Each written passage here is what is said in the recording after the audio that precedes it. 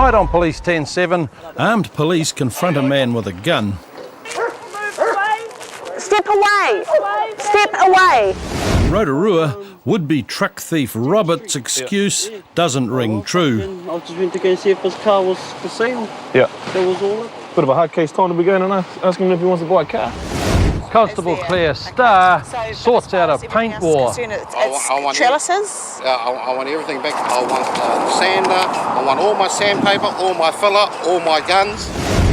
And an Auckland resident encounters a well-mannered burglar. He brushed past me on his way out. I said hi back. He's quite friendly. Had my mum's hand. Starr and Will Cuthers have been called in to help with an unusual dispute between a painting contractor and one of his ex-workers. A general theft job where the informant is waiting for us outside the Mangere station. It concerns some property that he believes an employee is using at a Favona Road address. Copy, 10-2. I laid off quite a few workers because of a lot of reasons. Yeah. The contractor, John, claims that one of the men he laid off, Boy, has stolen some of his gear to use on a new painting job. And it's funny that house over there is the same colour as the house that we're doing. Worked that one out. So he's putting the paint to good use then? Oh, yeah. So basically, to get back today... I'll take what paint is there. Okay. So, but as far as everything else is concerned, it's trellises? I want everything back. I want all my brushes. I want the cordless drill. I want the sander. I want all my sandpaper, all my filler, all my guns. So we'll take a drive up there and have a chat to them. Yes.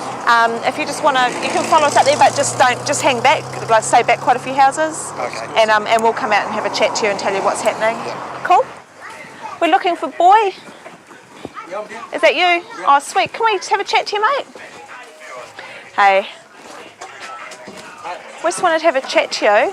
Do you know why we're here? Talk about some trellises and ladders and all that sort of stuff? Yeah. Sweet. Whose ladders and stuff are all these and the trellises and that? Those are mine. Yeah. Those are mine. The tray's mine. Okay. What's not yours? Everything is mine. Okay.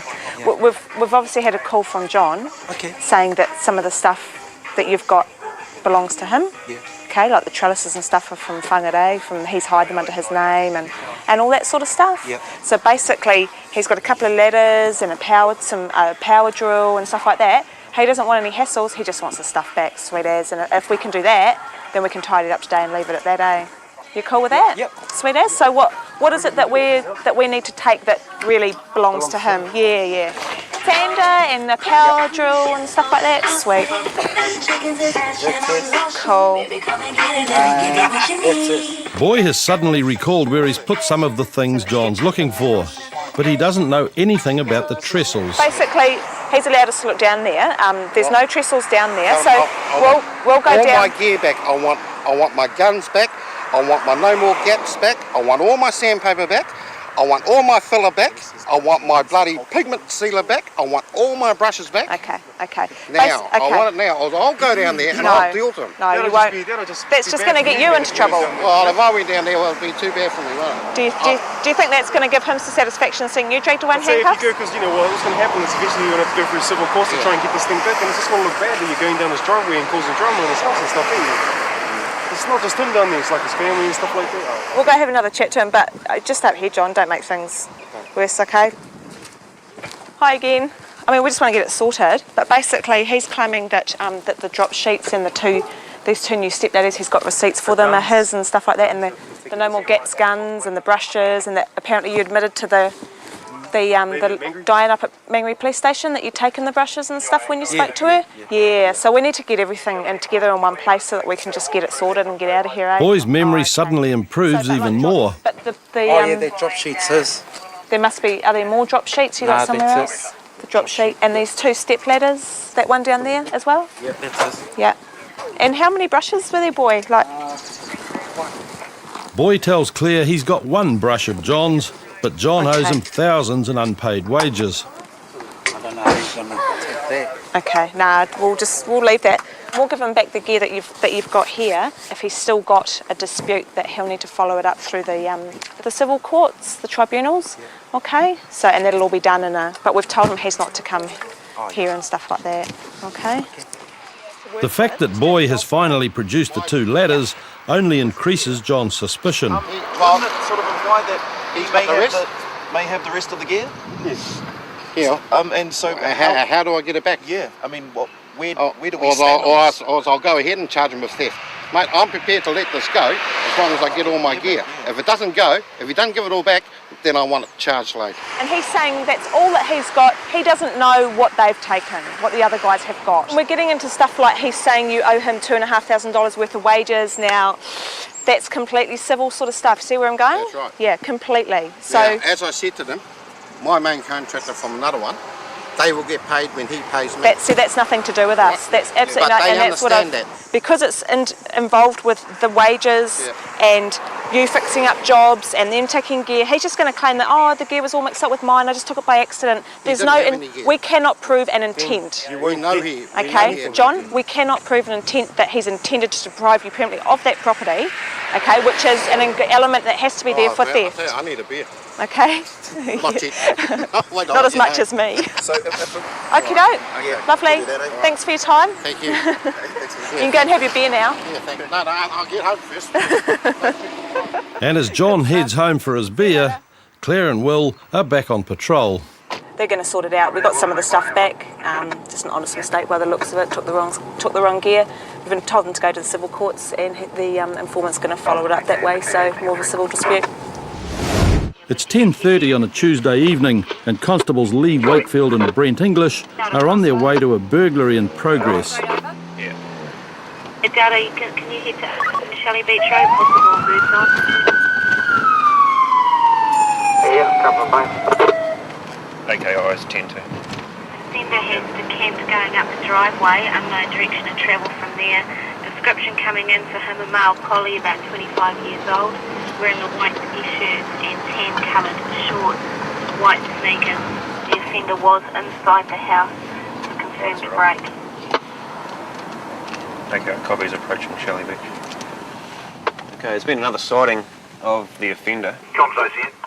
And a member of the public was following him. And there's a car off with him now. Do you want the informant to go back to the address?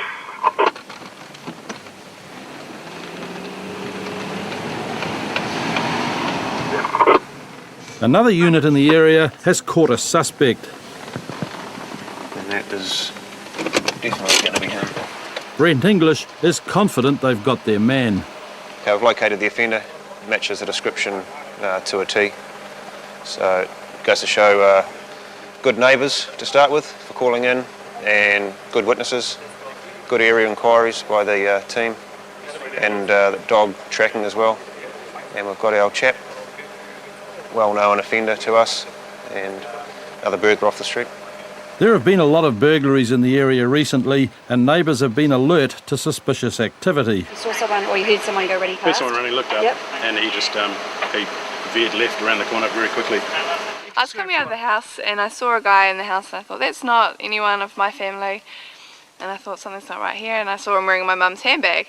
And then as I got to our front door, he was moving sort of on his way out, because there's only one exit, and I was standing at the front door, and I rang the doorbell to get mum and dad out, because I thought, God, I don't want to be standing here fighting this guy by myself. I might as well get dad down here and do it.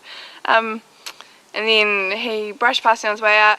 I said hi back. He's quite friendly. Had my mum's handbag over his shoulder, and he sprinted off, and then the neighbours tracked him away up the road.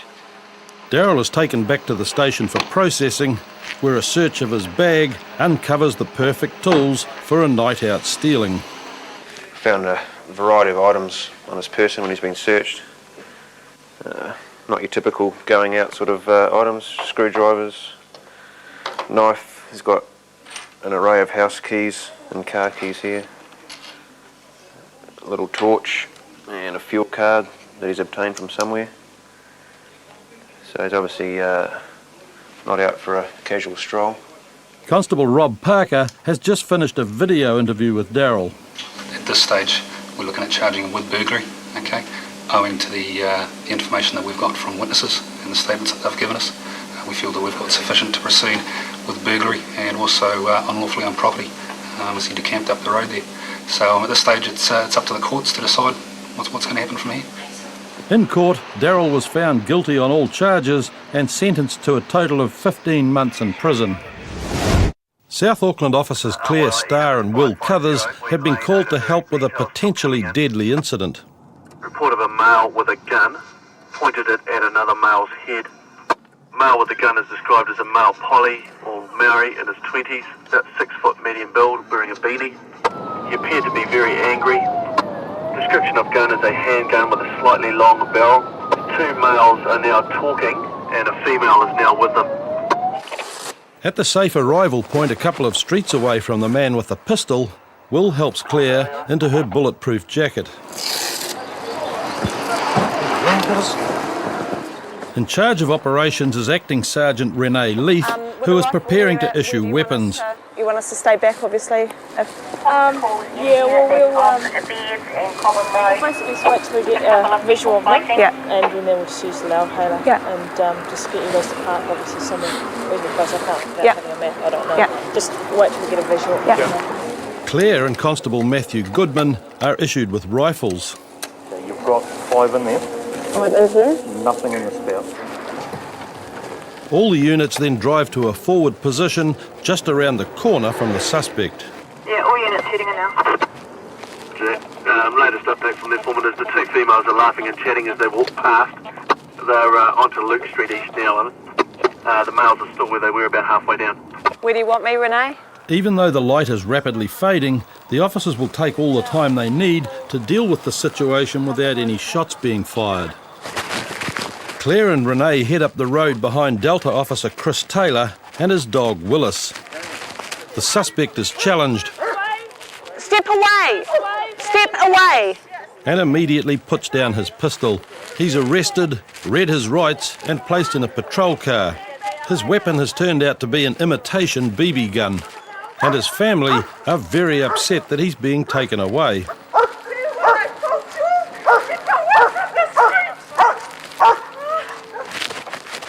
The officers return to their original position and clear their weapons. 4. No, sorry, 4. Then Claire and Will take the suspect back to Papakura Station. Did you have a gun with you? What sort of gun? Like a toy gun, is that what you said? Yeah. I thought there was a BB gun. And what were you doing with the gun?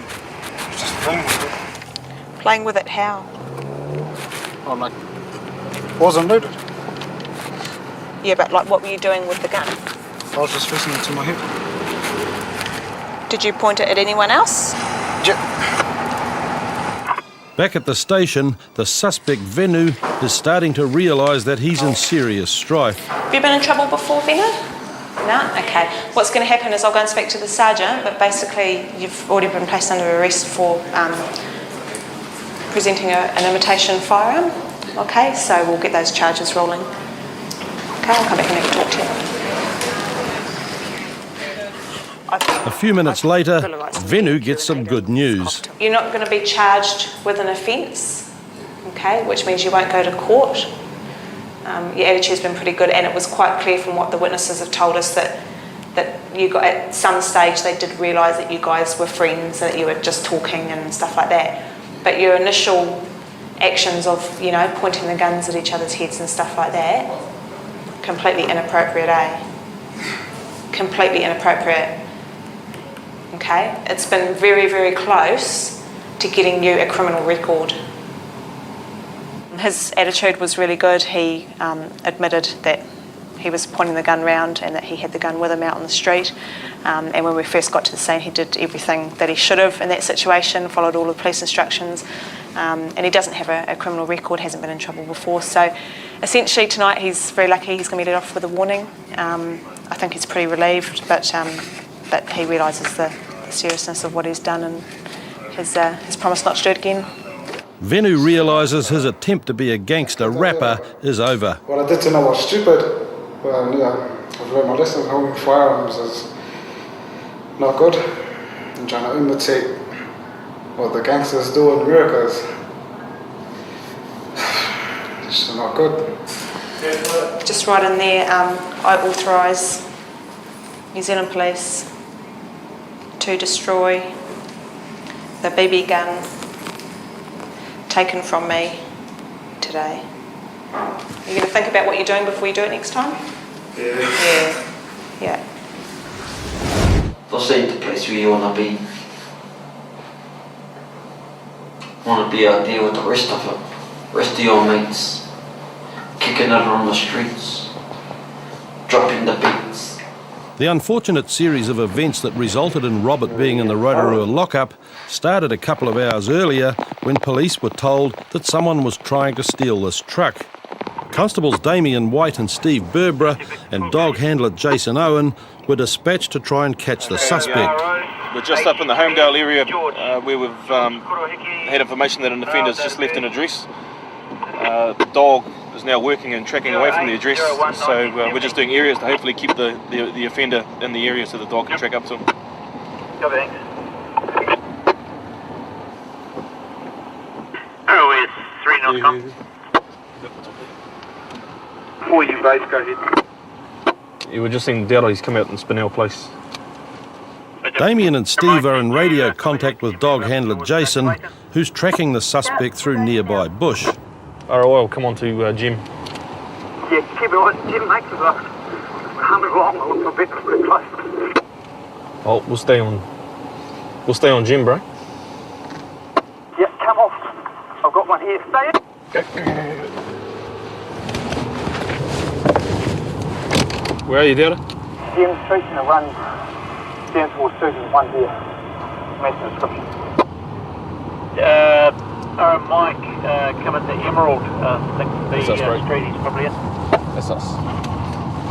Stay with Emerald. Although Robert's been tracked from the scene, that's not sufficient evidence of guilt, so Damien still needs to question him. Just stand up, pull your top up for me out. Just make sure you've got no blades on you or anything like that. It's all good. It's all good. Just turn around, Cass. Good man. Where do you come from? I just come from Jet Place. Jet Place. Oh yeah, what's over there? Hey, fucking just went to go see if my bro went to the seller's car. The one that was parked up on James Street. Yeah. Yeah.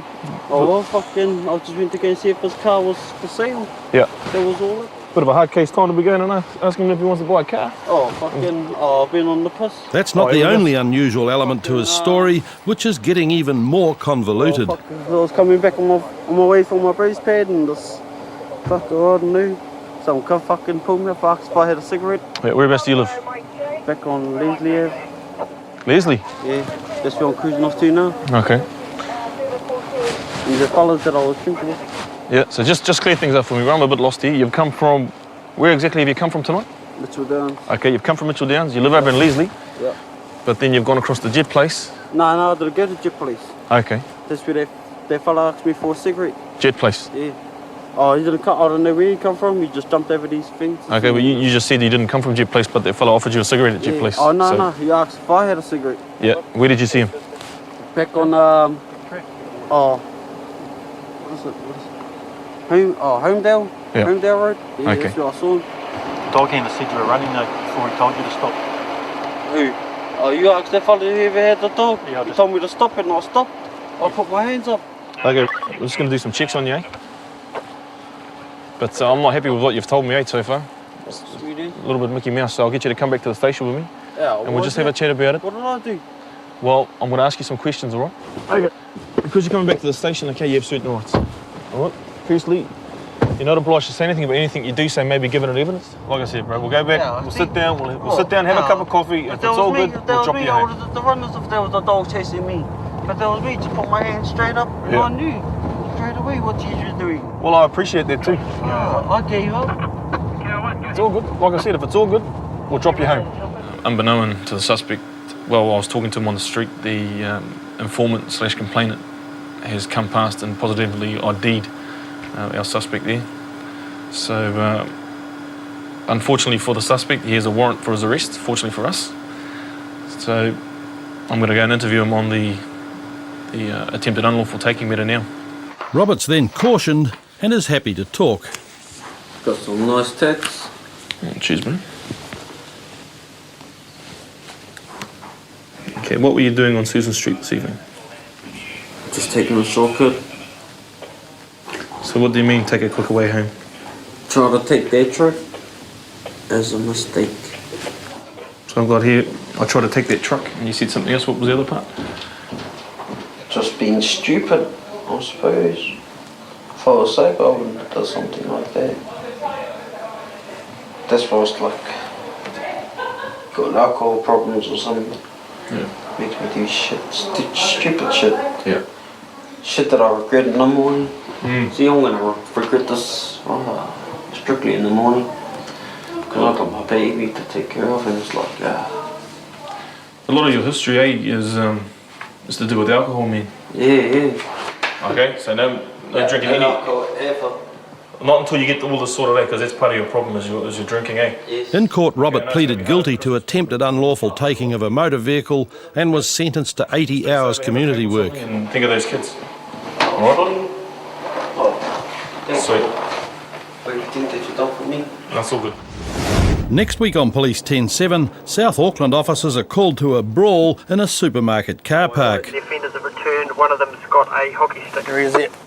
But once their unit's going off with the mail. In Christchurch, a guy who's trashed a car has a novel excuse for being armed. As a present from my mum. What have you got that knife for? Present from my mum for moving out of home. It's not a good night for cars in Christchurch as another one goes up in flames. The guy's been down here doing burnouts and it's blown up. Friday night in Ellerslie, Auckland, police dog handler Gareth Colley has been alerted to a potential burglary in progress. Just got a call from a, sounds like an elderly lady that someone's trying to get in to her house through the back door. So we're just going to go along and basically find out for sure what's happening. Someone's on the other side of the flat and all I can still hear someone at the back of the flat trying to get in. As Gareth arrives at the complainant's address, another dog handler is also on the scene. He goes into the property ahead of Gareth and challenges the man they find still outside the woman's door. He's a bit unsteady on his feet and doesn't look like he's a threat to anyone, but they have to make sure. Okay. Stay back, stay back, stay back, stay back! Move back. Move back. Good boy, good boy, good boy, good boy. Comms down 17. Gareth. You comms just down take him 17. to the side, mate. Yeah, off with 1 through 1k. Thank you. Come up here. Come up here. Just keep coming up here. What are you doing here? I'm a friend. You're a friend? You're saying you know the people that live here? Yes. What's the person's name? Hey? What's the person's name? The woman herself says she's never seen him. No, I'm not from New Zealand. No, I don't know him. So you don't know the people that live here? I'm like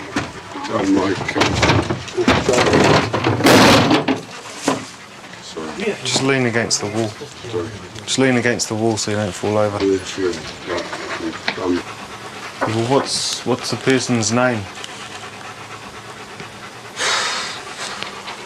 It's like Do you know what the address is here? Yeah. What is it? It's 58. Sorry, I'm so drunk. Sorry, Are you looking for your place? Yeah. Friends, apparently. They're my friends, seriously. Just get him. Did he have a key? Were you trying to get in with a key? Yeah, pretty much. Just show us the key. Show the key. Yeah, it looks like it's a extremely 1k male that's come to the wrong house.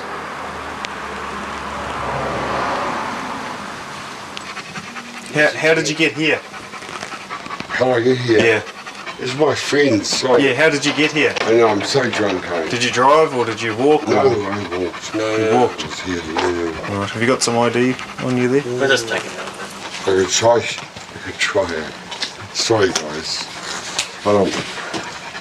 It's clear by now that Derek has simply made an honest, although intoxicated, mistake and has no idea of where he is. Sorry. A lady thought that you were trying to break into her house. No, well, that's why we're here, alright? It's my friends, eh? Yep. It's my friends. So what's your name? My name is... I live here. Well, you don't live here. Oh, no, I don't live here. Because someone else lives here. Yeah, sorry. Yeah. Live here, so 58E. Like I live here. You live at 58E. This is 130. Sorry, me. Okay. I'm drunk, sorry. Yep. Let's walk out up onto the side of the road, eh? Yeah. Happens more than you think. I'm pleased, sorry about this. Okay. Another officer has arrived to make sure that this time Derek goes to the correct address, if he gets that far.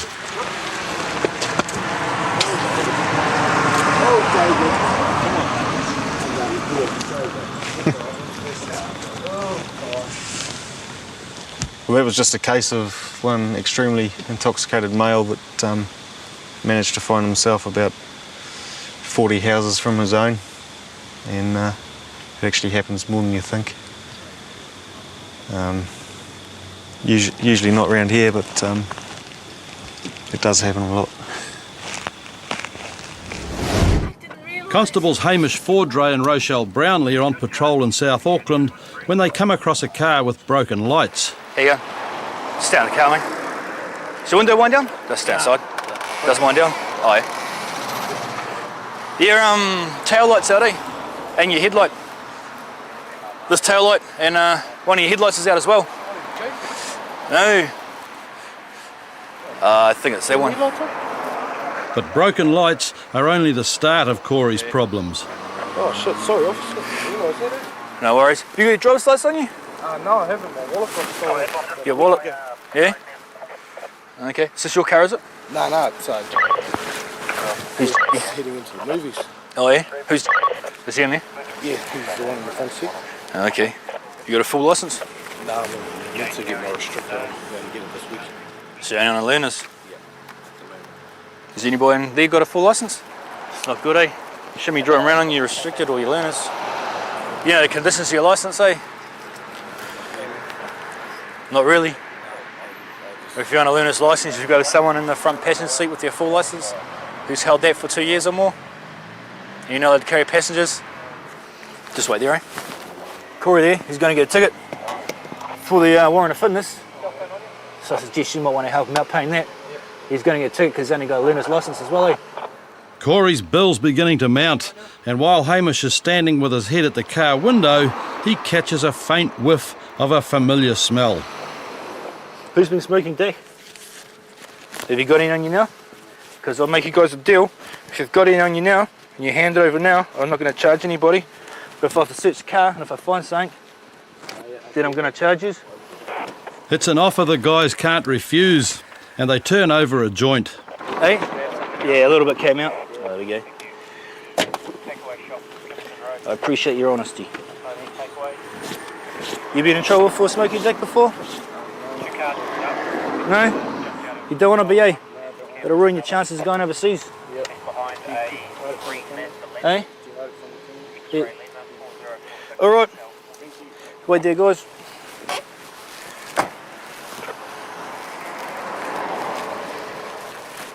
Corey, you gonna get a ticket, okay, for the warrant of fitness?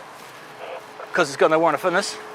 I spoke to about it, and if he's a mate of yours, he'll probably help you out with it. You're gonna get a ticket for your learning license as well. That's as long as you've got one, eh? So let's go and do a check and we'll be back in a minute. Just wait here or wait in the car. The check reveals no further problems.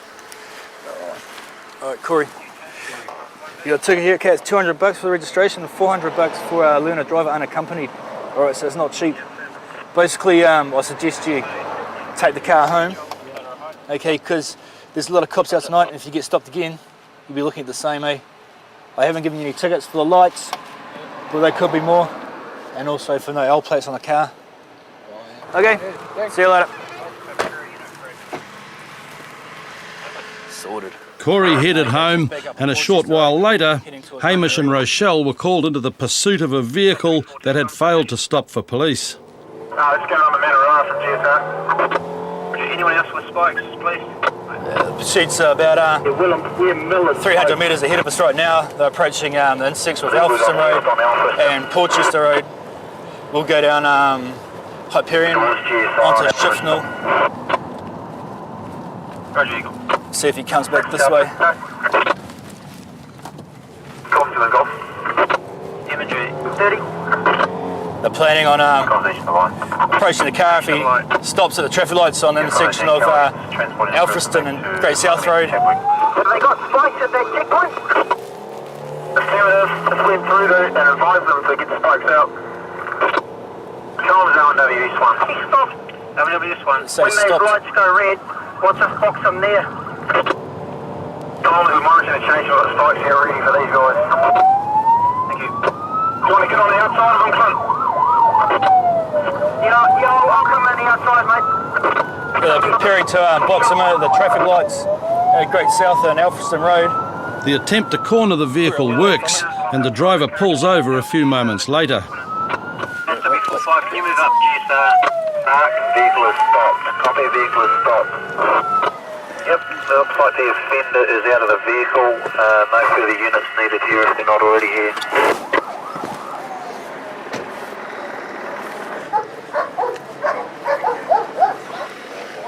So it sounds like the reason he's failed to stop is because he's a disqualified driver. The driver of the vehicle was convicted of driving while disqualified, failing to stop and dangerous driving.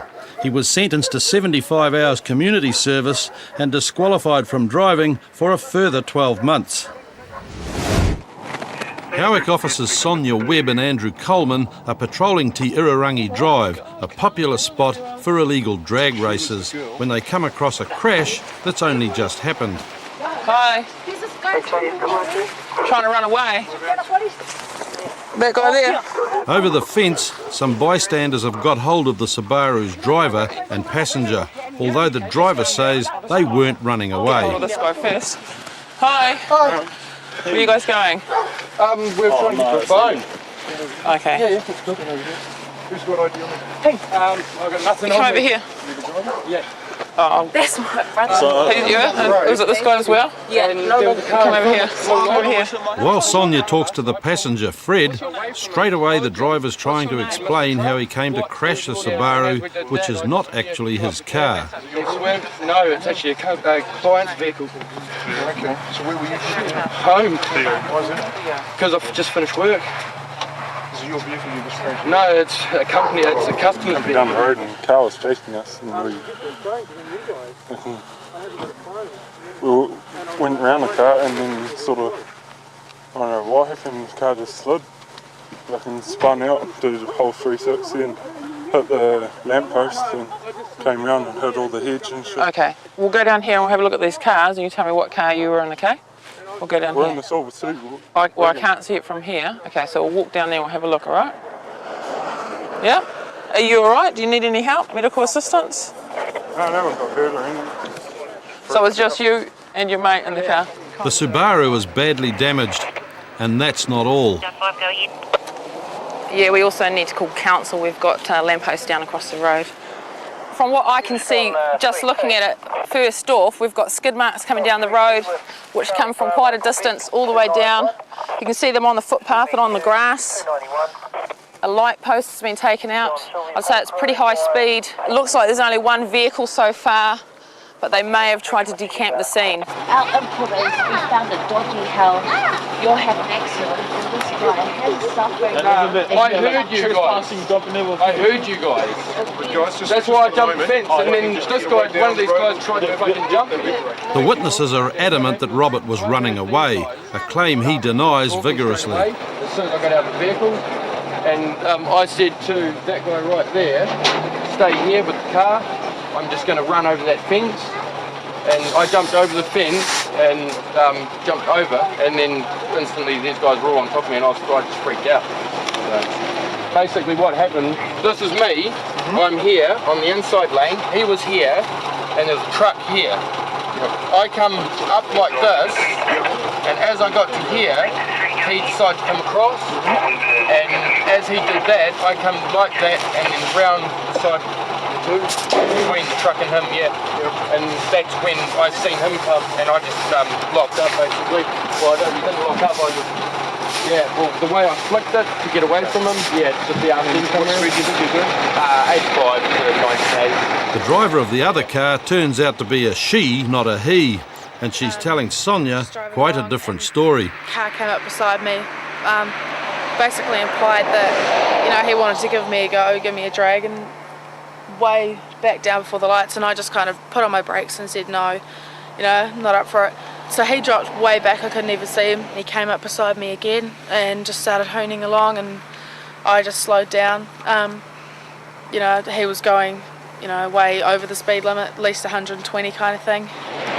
I was doing 85 to 95. While Roberts admitted going a little bit faster than he said before, he's still sticking to the same story. As I came up, he indicated to come over, and I come out and then avoided the curve and realised that the car was in front of me, the truck was in front of me, and I pulled off, and as I went round him, I flicked it, corrected back again, and the back wheel mounted the curb on that side.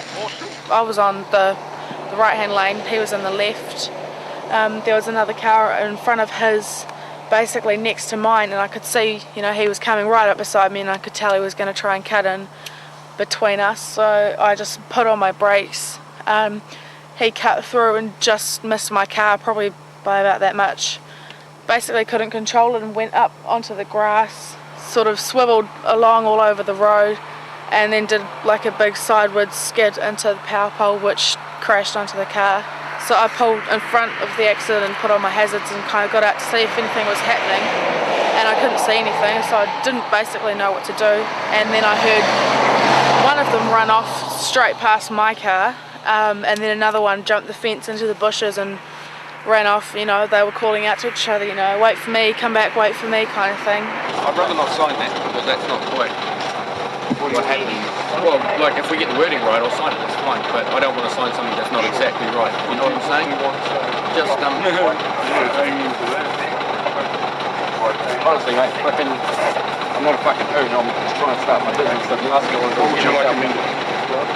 Just, the parts where it says I'm not sure what happened. And so Robert continues to insist on getting all the details correct, unaware that the police already have enough evidence that he's telling a very tall story. We've marked it all out, the skid marks indicate it's very high speed. Luckily that no one has been injured in the accident today. He's got no thought for anything that's going to happen to anyone else about it, and no thought of what the other two cars, me and the car that was in front of him, could have done. He doesn't know what kind of driver I am and how I was going to react, or the car next to him seeing that happen and stuff, so he's just being a dick. It's just fucking thoughtless.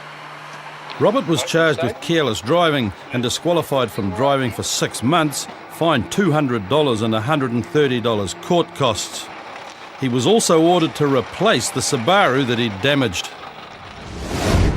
In Invercargill, Constables Richard Lindsay and Ross Goebel have been called to an incident where someone's fired a shot at their neighbour. I'm just going to Jerusalem Lawn Street where someone's reported a slug gun being fired. We're in the right spot, are we? They arrived to find that Murray's still badly shaken after a slug just missed him. What's happened? I could hear these ping, ping, ping noises against the fence while I was digging the garden. I'm sure one hit a tunnel house.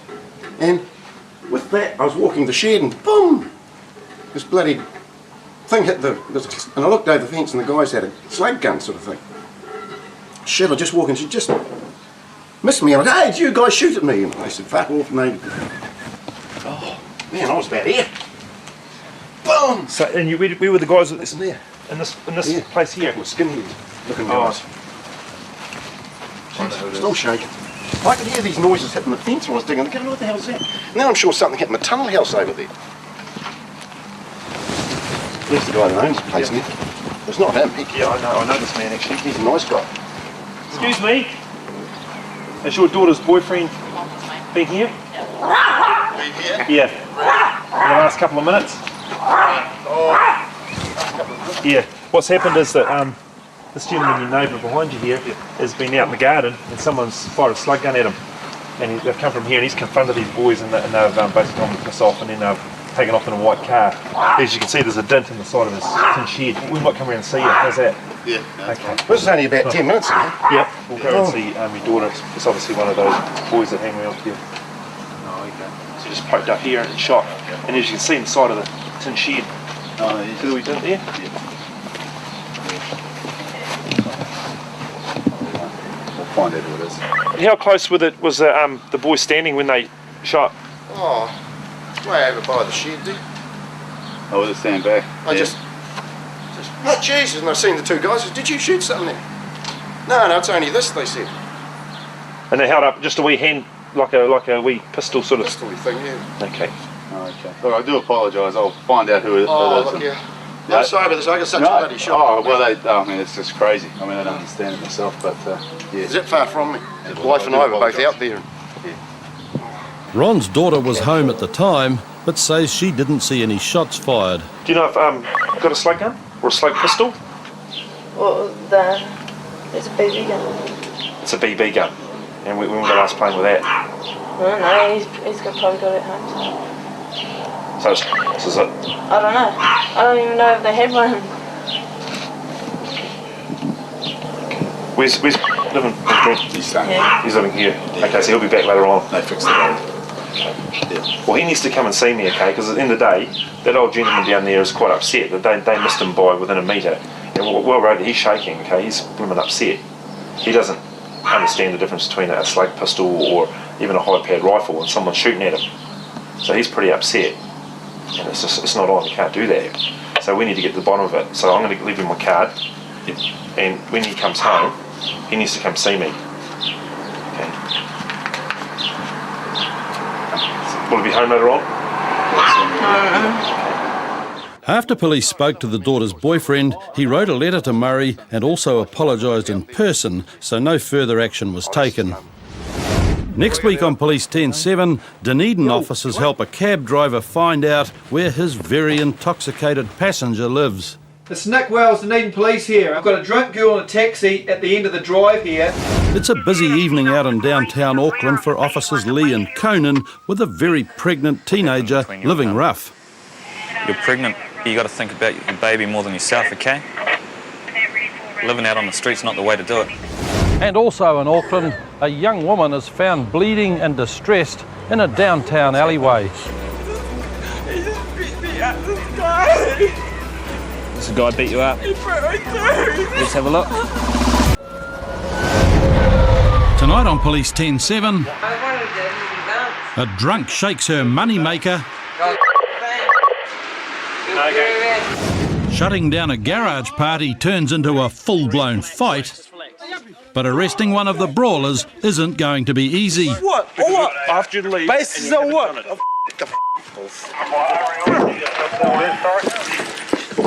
And Nick's new romance gets cut short by a liquor ban. I feel. It's Saturday night, and Constable Paul Scott has been called out of Christchurch Central to deal with a domestic taking place across the road from the police station. He doesn't want to film anything. We've been out at a one food festival today at Micro. She's intoxicated. Oh, bollocks! And you want to sit down and be quiet, please? Absolutely. Would you like to listen to my story after his? And we've had a very nice night. And just having a Or not? well, what would you call it then? I'm going to get a treatment. It's nothing to do with the Wine Food Festival. The Wine Food Festival was fantastic. Sam's clearly not going to listen to Bill, and Paul hopes he'll have more luck convincing her to go home. I do agree with that. How steady are you on your feet? Absolutely. Okay. Because a better idea. Okay, better look. idea is just down over the river, as you probably know. There's some taxi stands. Just grab a taxi and... Hey look, I really don't, I'm really not bothered by this. Yeah. I would really wish you were actually fighting the bad... Yes. Okay.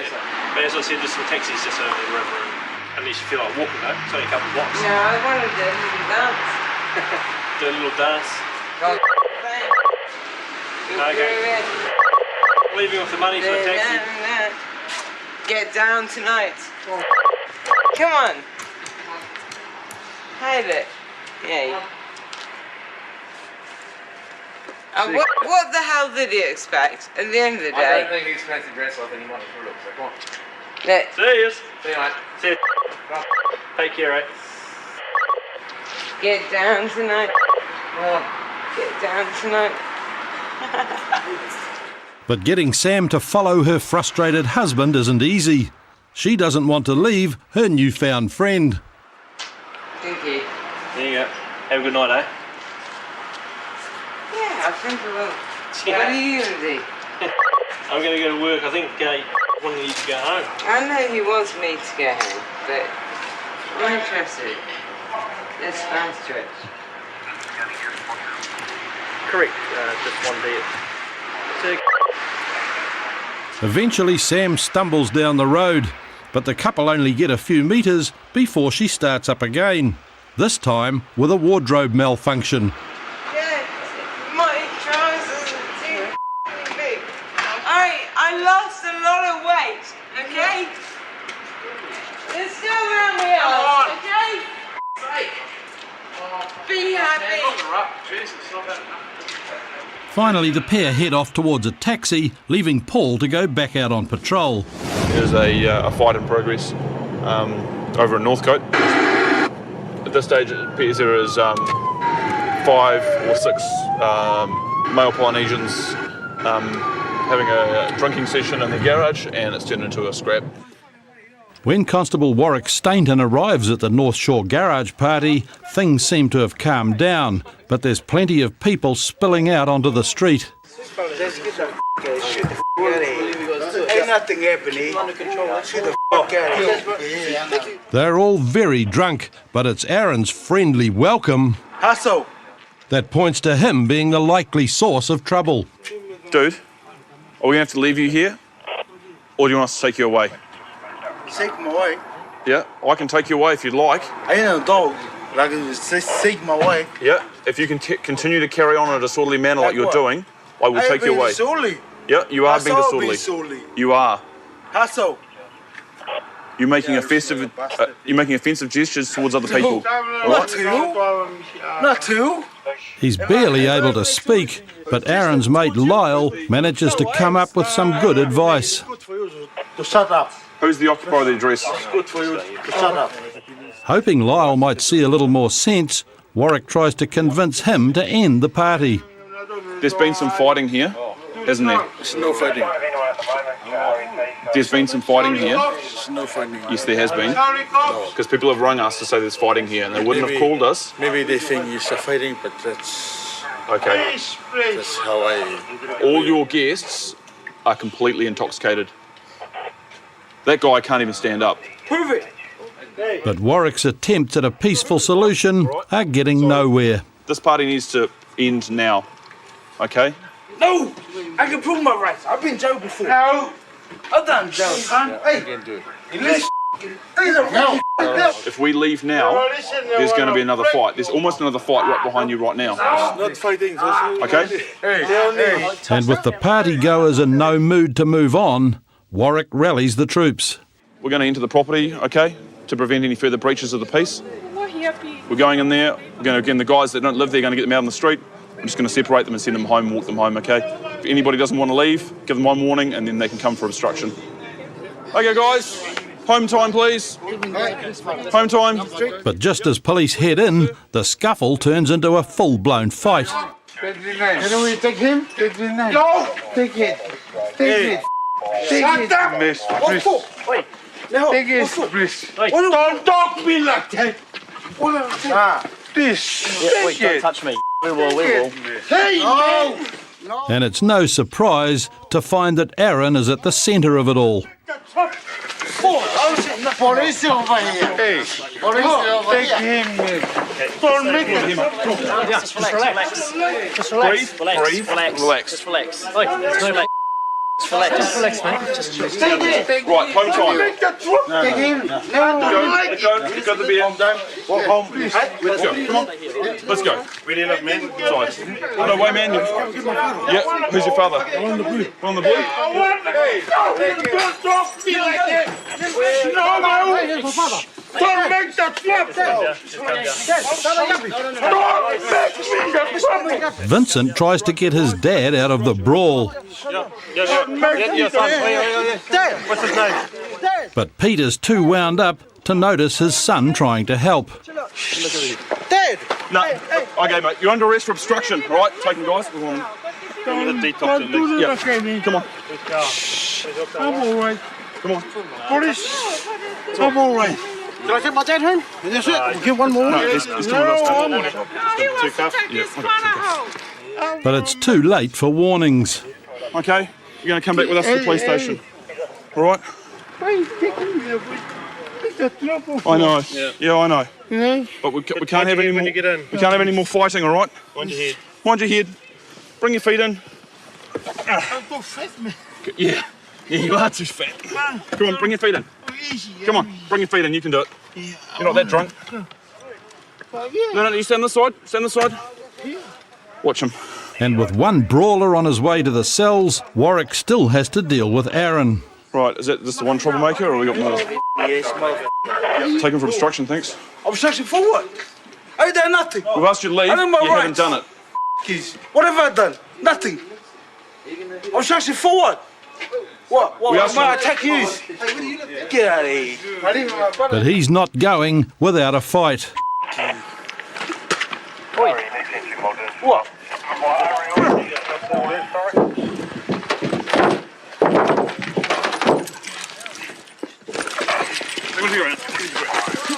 Stop resisting. Stop. Don't resist. Don't resist. Stop resisting. It takes 4 officers and 2 handcuffs to get Aaron under control. Right, we're going to stand you up now, all right? Stand up. Come on, stand up. Right. But finally, they have him moving towards the patrol car. Yep. Hey! You what? Righto. Stop him from spinning anymore. Put your legs in. Sweet, whose car's this? It's mine. Yours? See you back at base. Check it's gentleman. It's your gentleman. With Aaron safely secured, Warwick issues a final warning to the homeowner, Lyle. I asked you nicely twice, okay, and I wasn't getting any result. I'm sure he is a good father, all right, but we can't have people scrapping outside your place, all right? Okay, all right. Take yourself in, pour out the beer, get some sleep. Okay, they'll be all right, we'll look after them. And with peace restored to the street, okay, Warwick heads back to the station with the party's other troublemaker, Peter, who's managed to calm down. I don't like the fight. You know? You don't like to fight? I don't like it. Because, you know my way, I love everything. You love everything? Everything. You know me, I got 7 kids. 7 kids?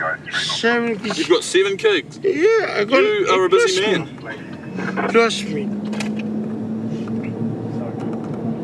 7 kids? He's a big man with a big family, but at least Peter has a reason to behave. You're doing this for your 7 kids, all right? Yeah. Which is more than can be said for his sparring partner, Aaron, who's still very aggressive. Hey, what the have I done? Bandit? Huh? Have I killed anybody? Through here. I ain't killed nobody. Through here. Huh? Through here. Police decide to keep Aaron and Peter separate, but Peter can't understand what all the fuss is about. What I've got to bring you over here for, because if I left you where you were, you might have finished the night with a bottle in your face.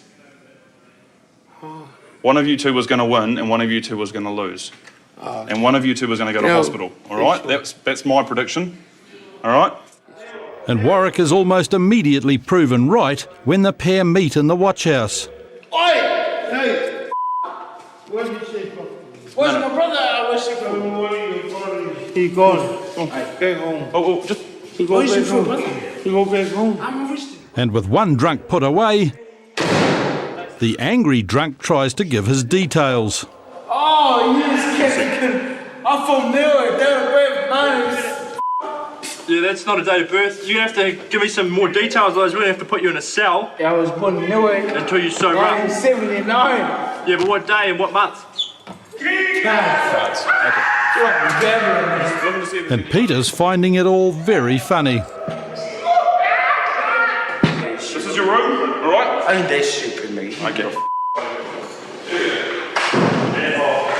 With Aaron not calming down, Warwick takes a cautious approach to uncuffing him.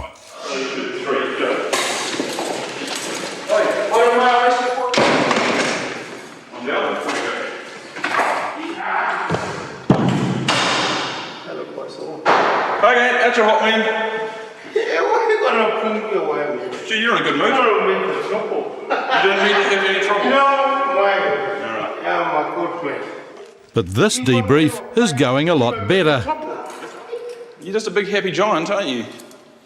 Oh, look, I'm just glad he's here and he's safe and he's not injured. And at the end of the day, if I've got him out of that situation, both of them out of that situation, and I brought them back to the police station safely and without any injuries, there's no blood, there's no broken bones, then in my opinion, I've done my job correctly.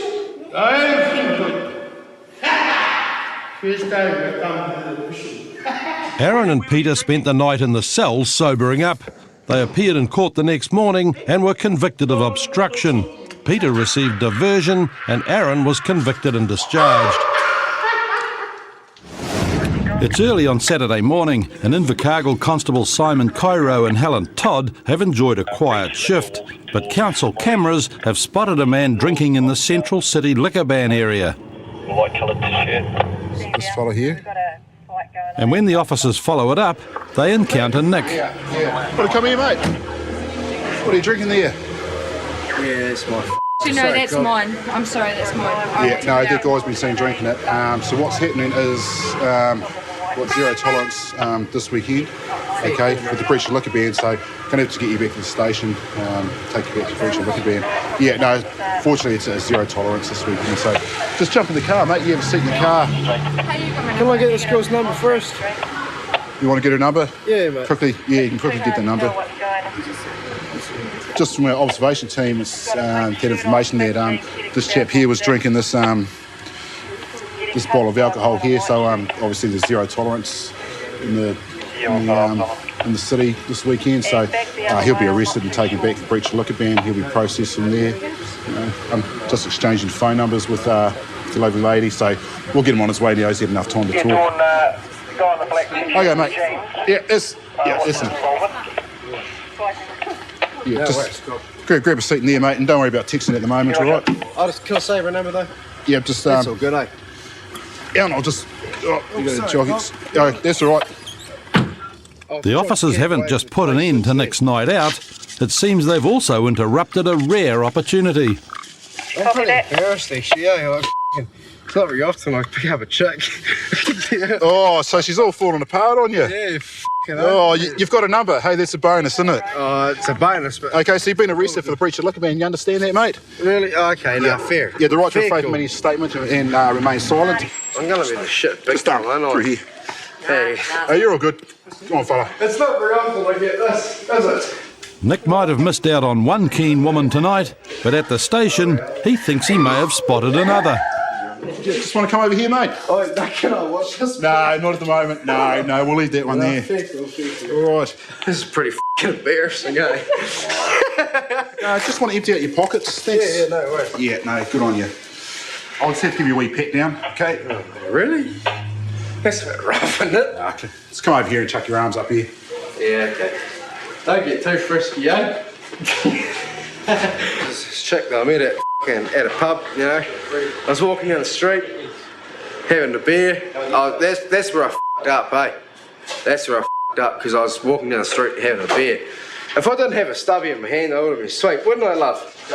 She looked pretty keen too there. Oh, I know. Tim. She's well, you've got a phone number though, so... Oh, well, I got a phone number, but... There's always a follow-up. Rightio, mate, so just going to ask you a few questions here, okay? Yeah, no worries. So you're under the influence of alcohol, drugs or solvents? Oh, yeah. Which one? Alcohol. The alcohol? I'm not under drugs. Okay. It's not very often that you get pulled over with a Sheila under your arm. Thought I was going to get a bit, you know. Help me out a wee bit, cop, because I'm getting Mr. Larry, he's a good sort. Where's he? Nick's keen to share his exploits with anyone who'll listen. Even his ex-woodwork teacher turned policeman, Constable Lowry. Beer in town, you know, as you do. You know you're not allowed to do that. Yeah, I know. What happened was I met up with this chick, and it's not very often I meet up with a chick, you know. And you thought, whoa. Yeah, I thought, f***ing hell. You know, so I went upstairs with her and she wanted a beer, so I put her in my back pocket, put her stubby in my back pocket. I walked out there with her, and away we went. But he got pulled over, didn't I? Try and impress the woman, eh? Yeah, that's what happens, isn't it? Yeah, that's what happens. Looking after the Sheilas, eh? You know, I still didn't even, all I got is a dry dick, nothing. Didn't even get, that's no good. That's no good. Sorry guys, I didn't mean to be offending or anything. And each time, the story just gets better. I gotta take a stick with me to town and fend the woman off because they stick to me like shit or blanket. Yeah, look at this. Wait, when I can shove me all over me like a ranch on fire. They love me. They wouldn't like me much at the moment, would they? Right, Nick. Next doors, anyway. Just Nick, take 2 steps for me, stay there. Yep. I need 2, I'm allowed 3. Stay back on that jump. Okay. Take 2 steps for me. 1, 2. Get slippery. Just do a rotation. I can ask something break my neck on that. Yep. Keep going. Do you want to check my ass, make sure I got nothing on me? Yeah. And step back. Step back. Right, what I do cameras are running. You know what? Oh, come get a photo with me. No, I'm good, thanks. Oh, yeah, fair enough. Oi, where's Philip? Oi, excuse me. I know I'm being a f***lit, and I am, aren't I? Come here, mate. What's an explanation why you're... Well, I was trying to impress the ladies. To impress the ladies? Hey, we've all done it, haven't we? Haven't we? I'm going to head back where this chick is, because she's a good sort. He's pretty anxious to get back to his female friend that he just met, but we'll just play that by ear, and hopefully if he settles down, he'll be able to go and see her. Nick's brief romantic adventure cost him $250 for breaching the liquor ban, and it's reported that he later caught up with his hot date. We hope it went better the second time. Next week on Police 10-7... Is he upstairs? When a wanted man decides to escape into a crowded nightclub... Yeah, down that way, love. This way? He finds the nightclub, but not the crowd. Possibly a first for police. Let's f***ing go then. A drunk driver desperate to go to the station. I want to go have a breath test so I can go the f*** home. It's as simple as that, mate. Let's go. When Dave's mates point the finger at him... Which one of you is driving the car tonight? That one, sir. You were driving, yeah? He makes a confession of his own. Okay, so why are you hiding? Because I saw you guys. Is that and I was drinking and driving, so yeah. And Dunedin. Tonight on Police 10-7, Dunedin officers help a cab driver find out where his very intoxicated passenger lives. This is Nick Wells, Dunedin Police here. We've got a drunk girl in a taxi at the end of the drive here.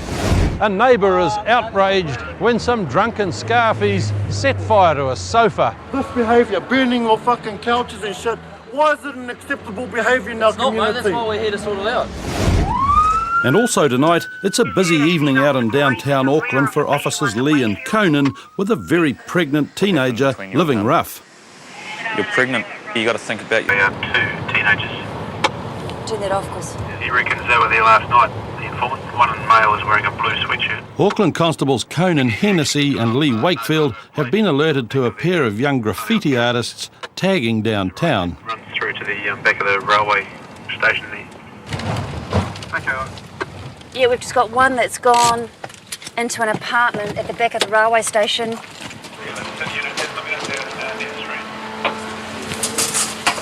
Lee and Conan find one of the young taggers inside a vacant apartment. What's these spray cans here? Oh, that's for my art. For your art?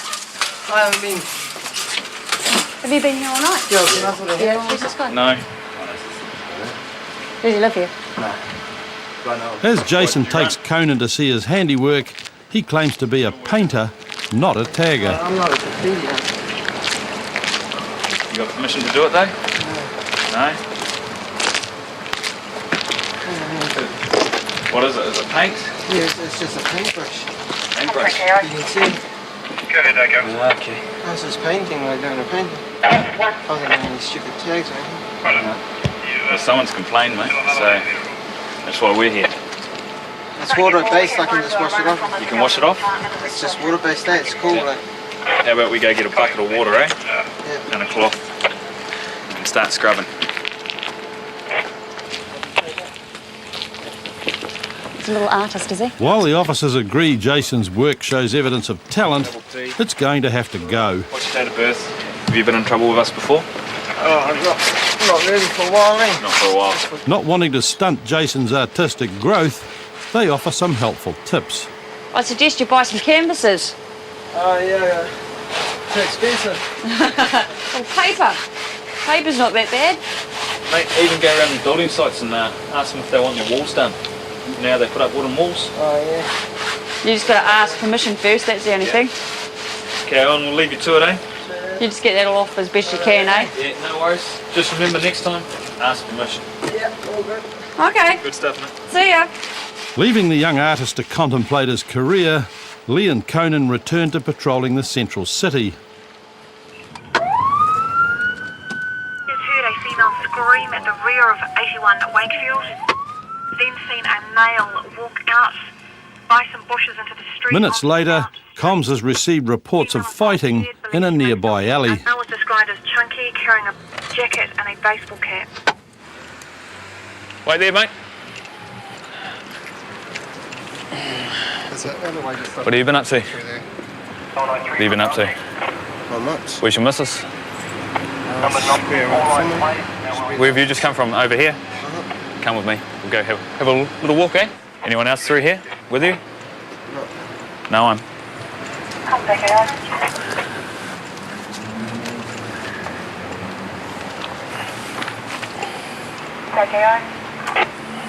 Just wait there, eh?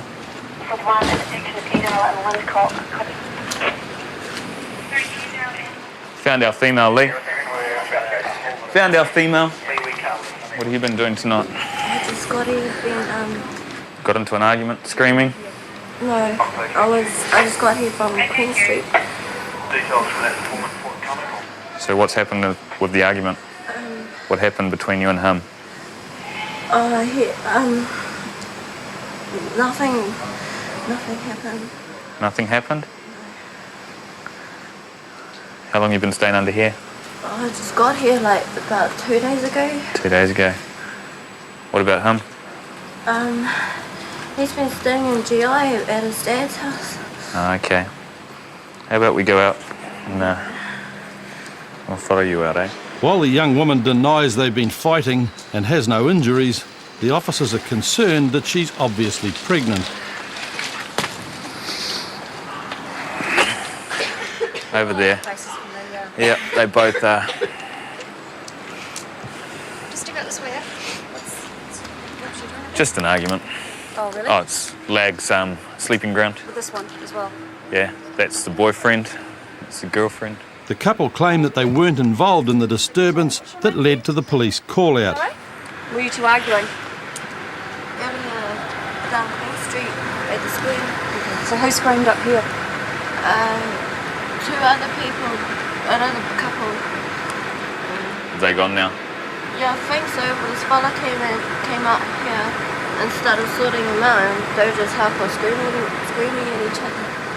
Who do you live with in Henderson? Your mum. 792 from Northcote. How come you don't stay here? I do. Still only been here for like 2 months. So you'd rather stay here than go home? Yeah, you're still Mount Wellington area, aren't you? 7 Leonard Road. You're pregnant. You got to think about your baby more than yourself, okay? Living out on the street's not the way to do it. Does your mum know? Yeah. Yeah? She's supportive? Yeah. Yeah? Go centre. So what are you guys going to do tonight? You're not going back under there, okay? You can't come back here, okay? It's your baby, eh? Want to take care of it? You go home to mum, eh? Satisfied that the young parents-to-be are on their way home, the officers are called to another report of a couple fighting in an alley. Behind the New Zealand Zealand Herald building. Also a security guard with a female who's been beaten up. Been left there in the lane, believe it was her partner that's done it to her. She is rather 1K. Informant is not a witness. Girl was also topless when she was found and thrown out of a car. Bear in mind we had that 10-1 about an hour ago where a girl was forced into a vehicle on Ponsonby Road. Please let me know the soonest if crime are required or crime squad over. Conan and Lee's first priority is to find out if the woman is injured, then to work out whether she's been abducted or not. What's happened? He just beat me up, this guy. This guy beat you up? He broke my tooth. Let's have a look. Oh, wow. Okay, do you know the guy that beat you up? Your ex-boyfriend. The tooth in question is at least found by one of the witnesses. I think that's part of the tooth there. Oh, okay. Do you want to just hold on to your tooth? If that is... Oh, wow. Okay, did you... Well, I mean, I'm just trying to find clean through. The man says he was driving past the alley when he saw an altercation between the two people. And I saw him push it to the ground twice. Once was down there, the second time was either around there or there, and she went running around after him. He put my head on the concrete grass. Yeah. We'll probably get ambulance down here to have a look at you, okay? While they wait for the ambulance, Lee gets more of the witness's story and Conan contacts Ruby's mother in Christchurch. Yeah, it's Constable Hennessy here from Auckland Central Police Station. Is your daughter... Yeah, okay, she's just had a bit of a fight with her ex-boyfriend. Okay. Yeah, and she's wanting to speak to you. I'll just put her on, okay? Here you go.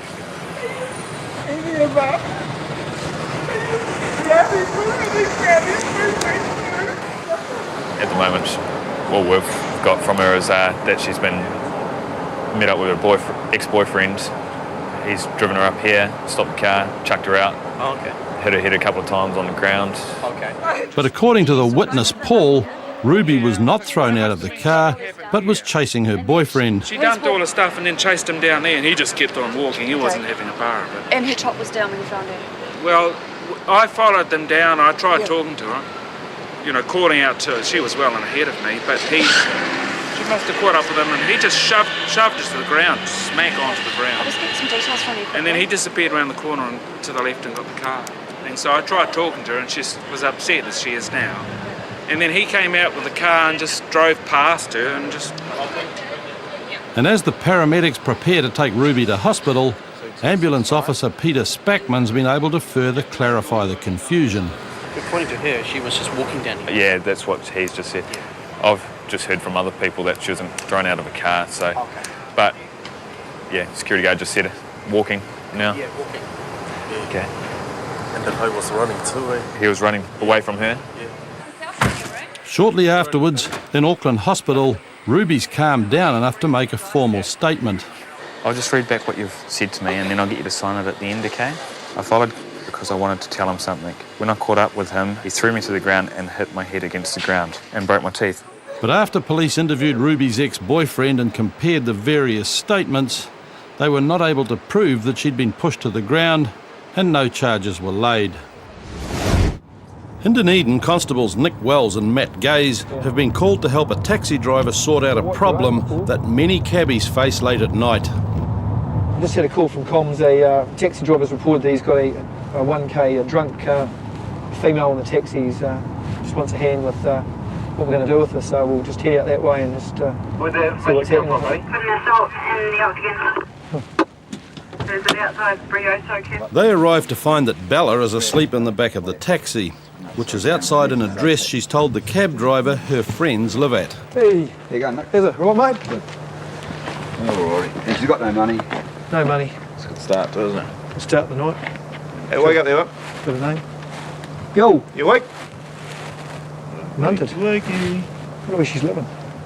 She's living here. 16A I got out of it. 16A. Is there anyone down there?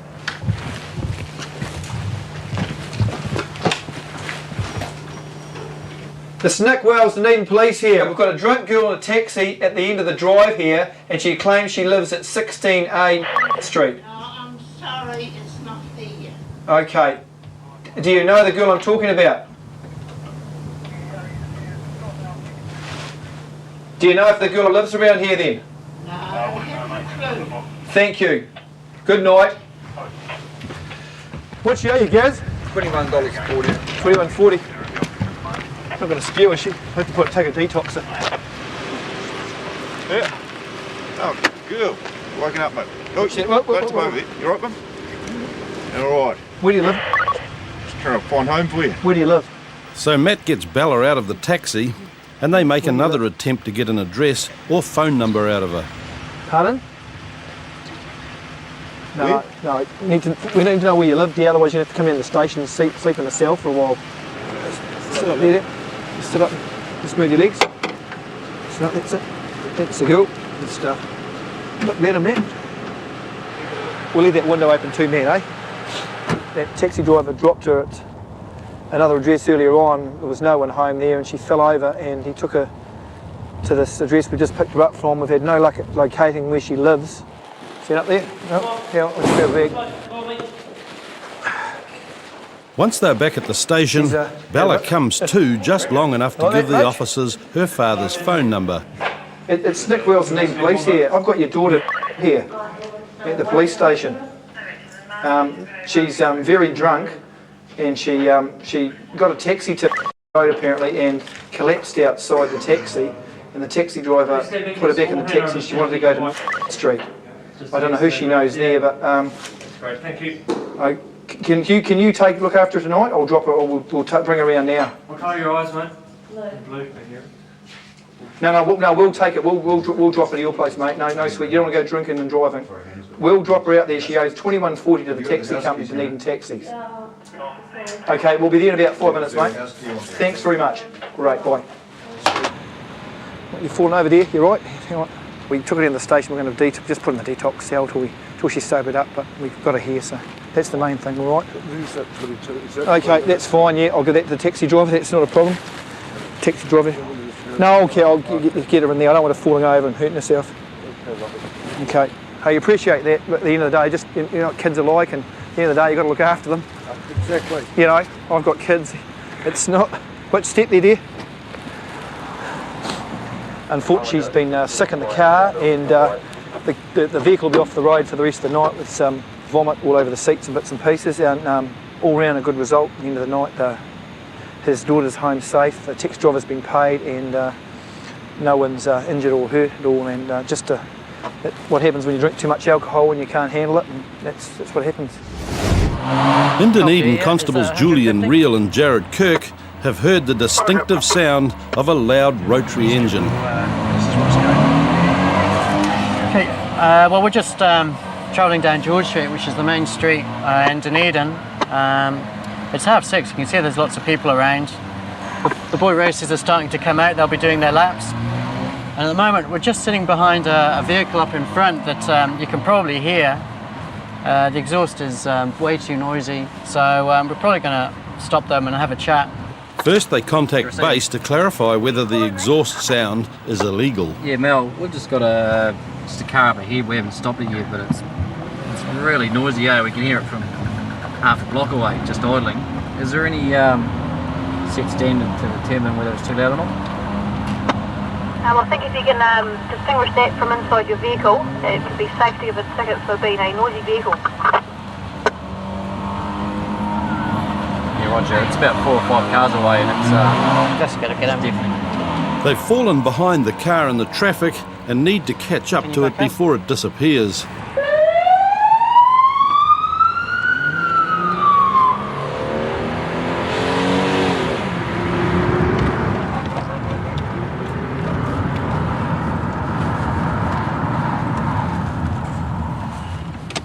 As they arrive at the parked-up Mazda, the driver, Scott, has switched the engine off, although Julian's already heard enough evidence from the RX-3's exhaust.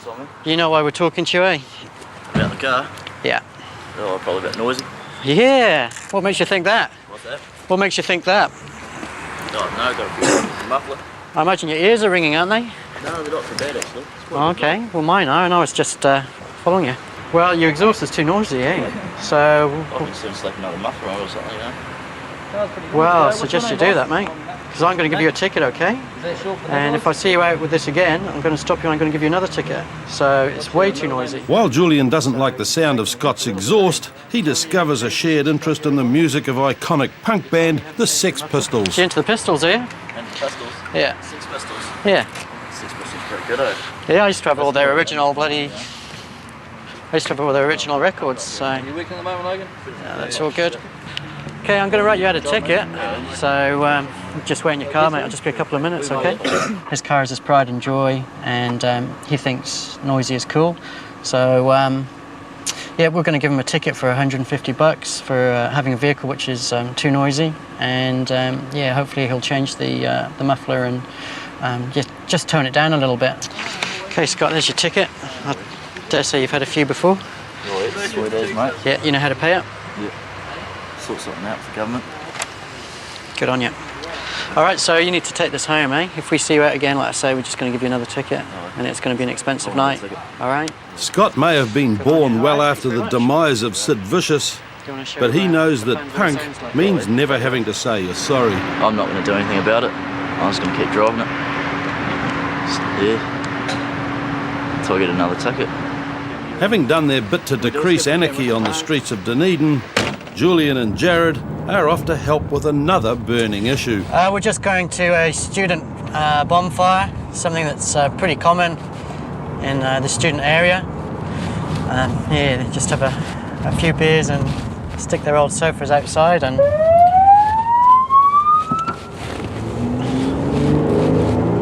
toast some muffins or something, I guess. Leap through it, lots of silly things. The fire guys are there and they're asking for our help, so yeah, maybe the students are throwing a few bottles at them or whatever, so yeah, we'll just go and give them some backup. No problems here by the looks. You alright, boss? How you going? Yeah, all under control, is it, mate? This was blazing away and they were all in there, gazing out the window, obviously knew lots about it. Oh, yeah. And then they shot across the road. Oh, okay. I could hear broken bottles and God knows what going on over there too, so I appreciate there's not a lot you can do, but yeah, you really are trying to stamp on it. Yeah, no, I appreciate it, yeah. We'll have a chat with them. Righto, mate. Good as. Thank you for coming. Oh, no worries. So there's a student party in a house just up here. Yeah, the rugby's on, so they set fire to a couch just because it's almost full time. We've arrived now and the fire's already out. We're just going to talk to a few of the guys at the party and tell them to calm down a little bit, wind their necks in, and yeah, if we come back, then it'd be a shame if somebody ends up, you know, doing something silly and getting locked up when they just want to have a good time. So yeah, we'll just try and calm them down. One of the neighbours, naturally enough, is upset about this crime against furniture. This behaviour, burning of fucking couches and shit, why is it an acceptable behaviour in our community? Mate, that's why we're here to sort it out. That's right. Yeah. But how many couches, how many years of this sort of shit has to happen before we go, oh shit, we have a problem here? As predicted, the students know nothing about the couch. About 5 minutes, I think. Although one of them seems to support sofa burning on principle. We're going to make a bit of a statement here. The fire chief, of course, disagrees. They burn the landlord's property, they do it out on the road, they seem to flaunt the law, and quite often the police are quite powerless to do anything about it because it's hard to catch the individuals involved. So that's a typical evening in Dunedin. One noisy boy racer ticketed and another sofa up in smoke. Next week on Police 10-7, we'll be back in Invercargill, where a man found asleep at the wheel wakes up fighting. You want to fucking go, cunt? Alright? You want to fucking go? Oakuni officers are flat out dealing with the downside of ski town hijinks. In previous years, we've had a lot of problems with vehicle crime, drunkenness and disorder. And also in Oakuni, icy roads and speeding tourists are a dangerous combination. I thought, you know, he's going to skid, he's not going to be able to take that corner. And an Auckland man tells police he drove drunk because his mate got jealous. Thought I was with his woman and doing it with his woman, and he wanted to have a go at me. And Capel and Catherine Ellis have been called to a disturbance. We're just on our way to a bit of disorder in Otahu. There's a report of 20 to 30 males fighting in the street. They're throwing a few road signs around and generally acting in a disorderly manner. The informant was calling from 507A GSR. They're now in with the victims. GSR is short for Great South Road, and after a gang fight, someone has taken refuge in the local sandwich bar. Yeah, could we have a bit of a hand here? There's quite a few people. A call for reinforcements, but before they arrive, John has to quickly defuse this situation. He singles out the ringleader. Wait here. No, wait here. Who's got the hammer? Who's got the hammer? Yeah, what? Put it down. Yeah. Put it down. You come with me. Come with me. Come with me. Come with me. The ringleader is carrying a hammer. John suspects it's not for woodwork classes. What do you got this for? Most of the young people causing the disturbance seem to be school students, but their aggression outweighs their vocabulary. Yeah, I just recovered a hammer from one male. There's still numerous students here. No fighting at this stage. As I said, if we could get a couple of units here just to disperse the crowd, there's probably 100 people here. As Catherine takes over guard duty, John gets back into the action to try and clear the crowd. Some of the youths just don't want to know. He could come with us, because I've dealt with him before. You're not involved, go away, all right? Put that down. Put that down, you're not old enough, all right? After-school activities appear to include drinking. The main reason the situation here has turned nasty. Most of these people appear to be drunk. Walk away or you're coming too, okay? 3, 2, 1. 3, 2, 1, walk away. Hurry up. Okay, you can come with us too. Right? I'm all good, Joe. No, you had your chance, okay? I am coming with you. Okay, no. Warwick, this guy here. Yep. Okay, go away. Walk away, hurry up, unless you're coming too. Move! Stick me too, man. Go, hurry up. Walk away. Go. Walk away.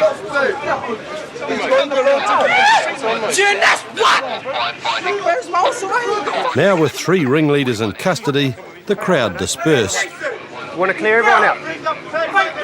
Keep moving. Move! Go! Hurry up.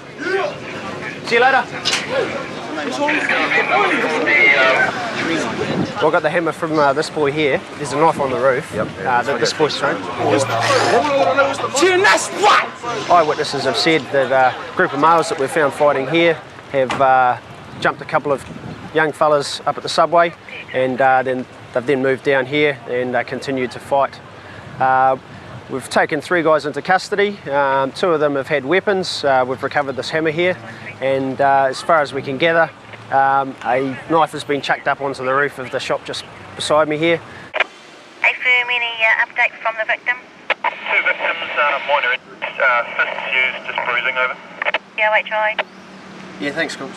Just received a sit rep from one of the units up at the subway, and they've told us that the injuries are fairly minor, so it's a bit of a relief. But either way, these boys will be coming back to Otahu for further questioning. We ended up bringing back 6 young juveniles from the disorder further up the road in Otahu there. As a result of searching these people pursuant to bringing them back to the station for our safety, we've located numerous weapons, hammers, knives and the like. Each of these young offenders as their juveniles will be referred to youth aid, so we've called in their parents, spoken with them. And those parents are not happy. Just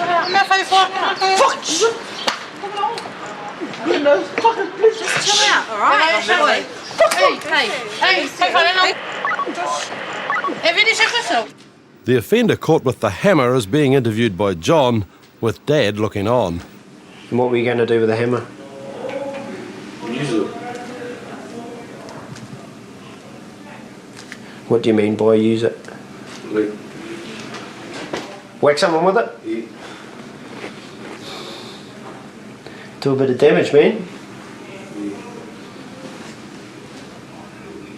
We'd like to get a photo of him just for our, just so we know who he is basically.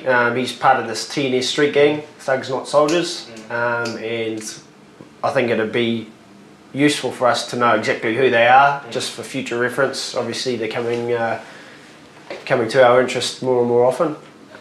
Yeah, tall fella, aren't you? It's mugshot time for this offender, and 2 hours down at the police station has sobered him up. What are you drinking wine for? This one gets you on a killer buzz. It does it? What sort of wine is it?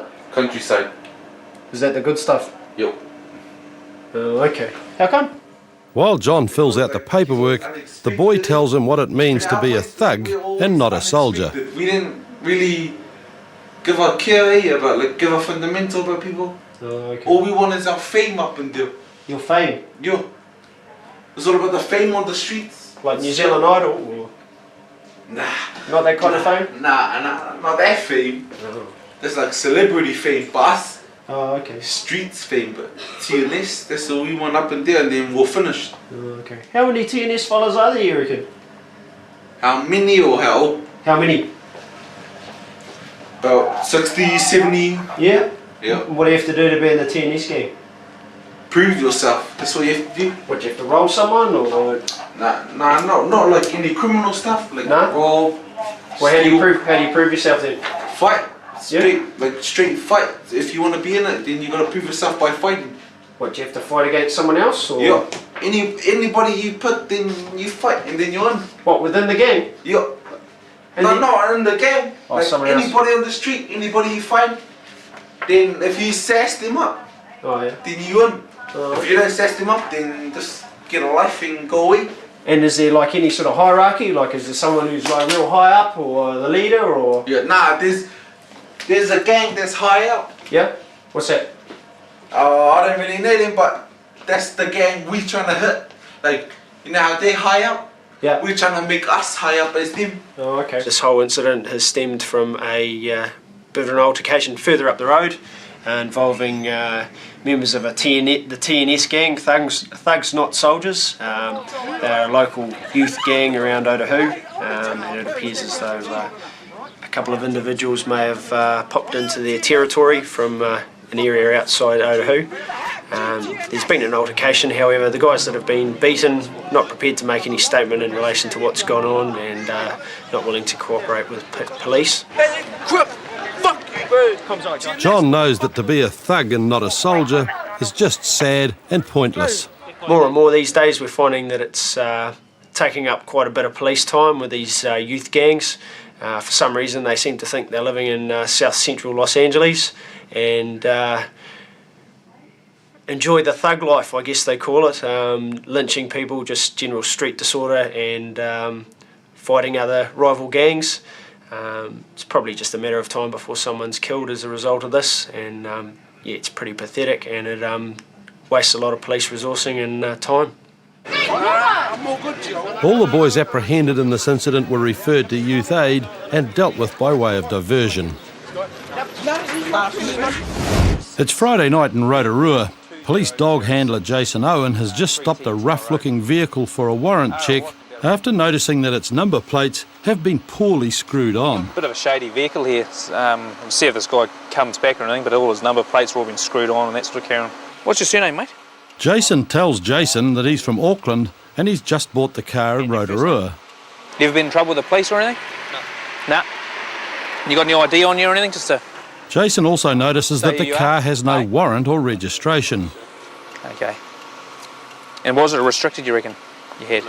Learners. QP, please. Go name. Surname, Tel Alpha Romeo. First name, Jason. Comms report that the details the driver gave appear to be correct. But Jason's intuition tells him something's not right, and he wants to know more about the woman who sold him the car. Where's she from, mate? Out here in Rotorua. Oh, okay, yep. Did you put the number plates on, or? They gave me the number plates, but they didn't have a box for it. They were going to deregister the car. Oh, okay, so that's why they've been screwed on, is it? Yeah.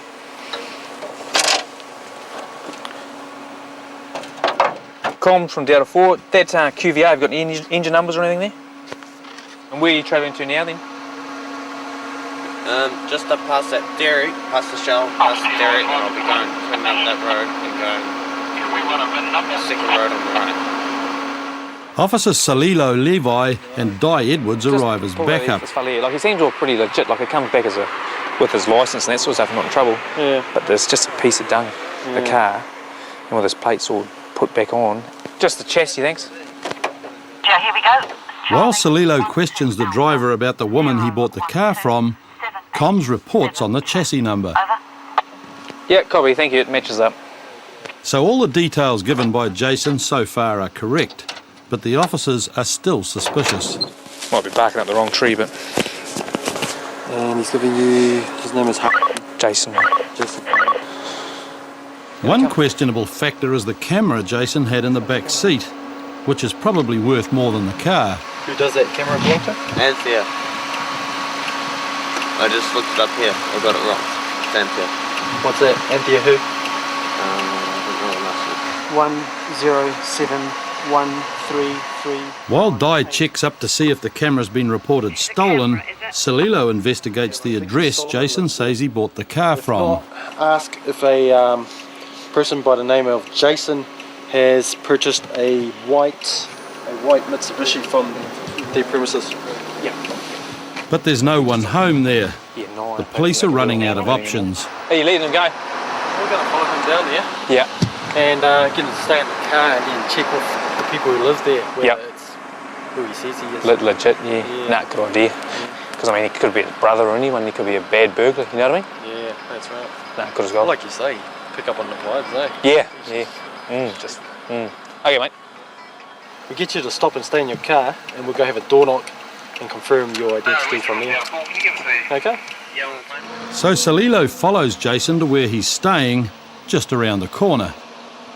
After arriving at the address and speaking to the man there, it's revealed that Jason is not the driver's real name. Why did you lie to us? Have you been in trouble with the law up in Auckland as well? I'm doing PD. Start tomorrow at 8. Okay. Are you aware that you might have a warrant or anything like that? You don't have any warrants? Okay. So the address at Drive, is that family? It's my dad's place. Your dad's place. Yeah. The result of the query to comms under the new name reveals why he may have given a false one. There's also a warrant to arrest for unlawfully taking a motor vehicle. Stand by. You can hear all that, eh? Do you want the driver's details or shall I just go straight to the warrant? Oh, it's busy selling porgies to the boys. Yeah, he's in. Probably nicked the camera too, mate. To disqualification ends on the 19th of December this year. It was a 1 Lehman disqualified. Shit, is he going back, Salito? Or just hopping out the driveway? No, I'm just taking the driveway so I can get this in there. See, there's a digital camera here too, mate. I mean, I don't know what they're worth. Heaps, eh? I've spoken to the occupier of this house. He says, yes, it is him, but it's not actually his name. He's given us false details, so boys done a check on that. He's got a warrant for his arrest, hence the false details to start with, and he's forbidden to drive. So Salilo arrests the man of aliases for the outstanding car theft warrants. It turned out that he did own the car he was driving, and the police couldn't prove that the cameras weren't his. He was later convicted and discharged on a charge of failing to answer court bail on other matters. Yeah, I was walking with Constable Poland this evening and he saw a vehicle doing donuts and then pulled out in front of us. We attempted to stop the vehicle. It indicated that it was going to stop and then just took off, so we entered a pursuit. Constable Jan Colville's talking about this car, owned by Rachel and John, who were in Australia when it was stolen by this guy, Donald. Helping to nab him were Constables John Chappell and Lewis Ott. At the moment, my boss has been pursuing a vehicle we suspect is stolen. But he's lost it. So we're going to do some areas for it now. We're heading out to Mangere Bridge, which is where which was where the vehicle was last seen. And apparently it was driving extremely poorly, and we will should be able to find it without too much trouble by its manner of driving. So we head out there now. As they head towards Mangere Bridge, 5 kilometres away, comms lets them know that the suspect's car has been spotted again and it's being pursued by a patrol car as well as the police Eagle chopper. Uniform Hotel 752, currently travelling with no lights on.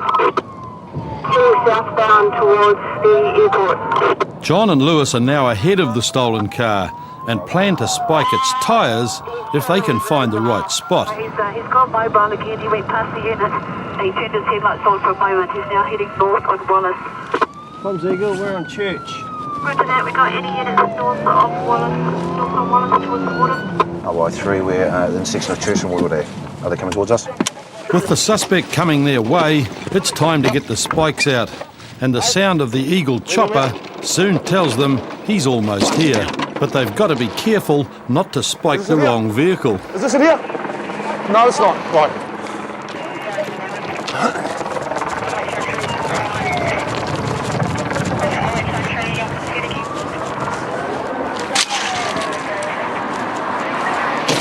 The spikes are designed to deflate the tyres slowly, so the suspect carries on. Lewis has to clear the spikes immediately so they don't also get the patrol car close behind him. Running towards the motorway, but south also along that pedestrian access. One of our units has had a pursuit with a car. We've just fortunately managed to spike it. Right, Charcoal. They've ditched the car and started running, and a dog handler has tracked to them and got two in custody. Good result, I think. What do you think? That was all good, eh? All good. Rock and roll. All good, except for the driver and the passenger, who failed in their attempt to outrun a police dog. The car got spiked, all 4 tyres got deflated, and they drove down to the dead-end part of Mangere Bridge here. They drove over a 5-foot bank, continued to drive. I've had to leave the dog van there and race after them on foot. We must have gone 700 metres. And as you can see down the bottom there, they've abandoned the car and legged it up here. I've deployed the dog, and the dog's apprehended the driver. So it was good work by the dog. Good boy, that's a good boy, yeah, he's a good boy. The 2 suspects are taken back to the Otahuhu police station and interviewed separately so their stories can be compared. It's soon clear who the main offender was. I've just finished taking a statement with the passenger of the vehicle that we've pulled over this evening. As it turns out, he was unaware that the vehicle had been stolen. He was at home with friends, and he'd only just been picked up when we became aware of the vehicle. Unfortunately for him, he went along on the ride and couldn't do much about him. So basically he's been cleared, he's not going to be charged with anything, and he's free to go. Interviews have been done now, and the driver of the vehicle has admitted that he stole that car. He's also admitted he put his number plates from his own vehicle on that car. When he came back to the station here, we were speaking to him in regards to that stolen car, and while we were speaking to him, the cell phone which he purported to have owned rang. The occupant, the caller,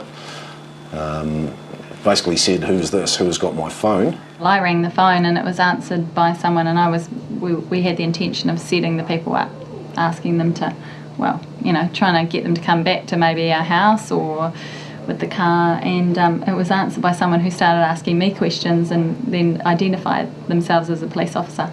Yeah. And so I gave the phone and we ended up here at the Otahuhu police station. He's been in Australia for the past week, and in that past week his house has been burgled and he's had a car stolen.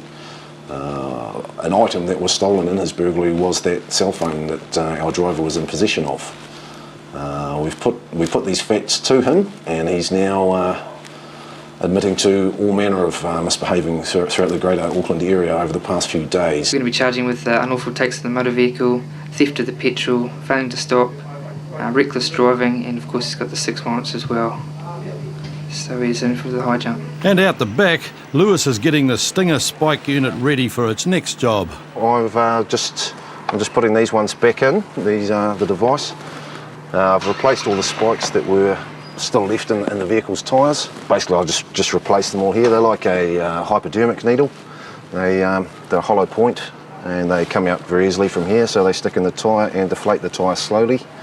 We don't really want cars going over them at 100 kilometres an hour and all 4 tyres exploding. It could cause all sorts of mayhem.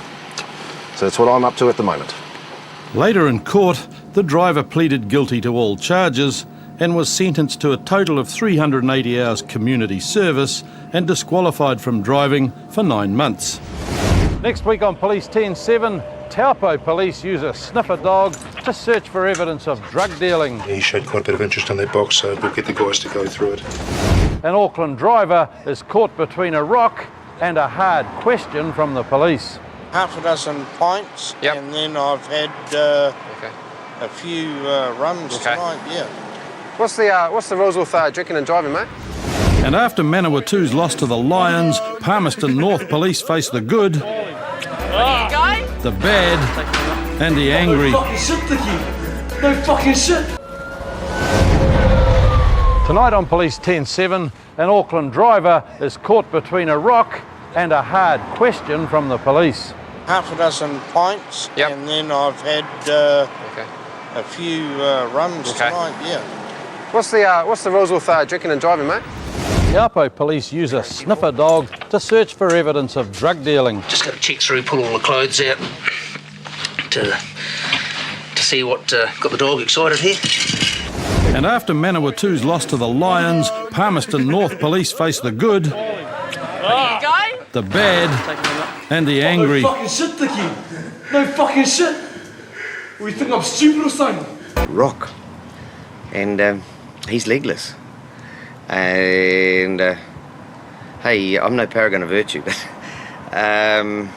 this guy is dangerous. I mean, he can't stand.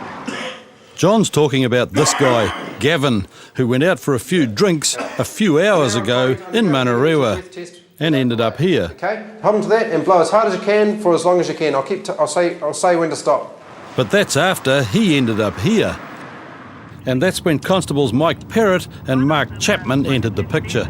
A car has driven into the side of a house, apparently. The house owner is holding on to the driver and believes that he is drunk. They arrived to find that the van has not actually hit the house, but is firmly wedged on top of a rock garden. Where's it come from? I don't know. That way? I asked him where he was going to, and he says some address which I've got no idea where he was going to. Hey, sir. What number do you live at, mate? It's 3 doors down, all right? Right, what number's that? 1...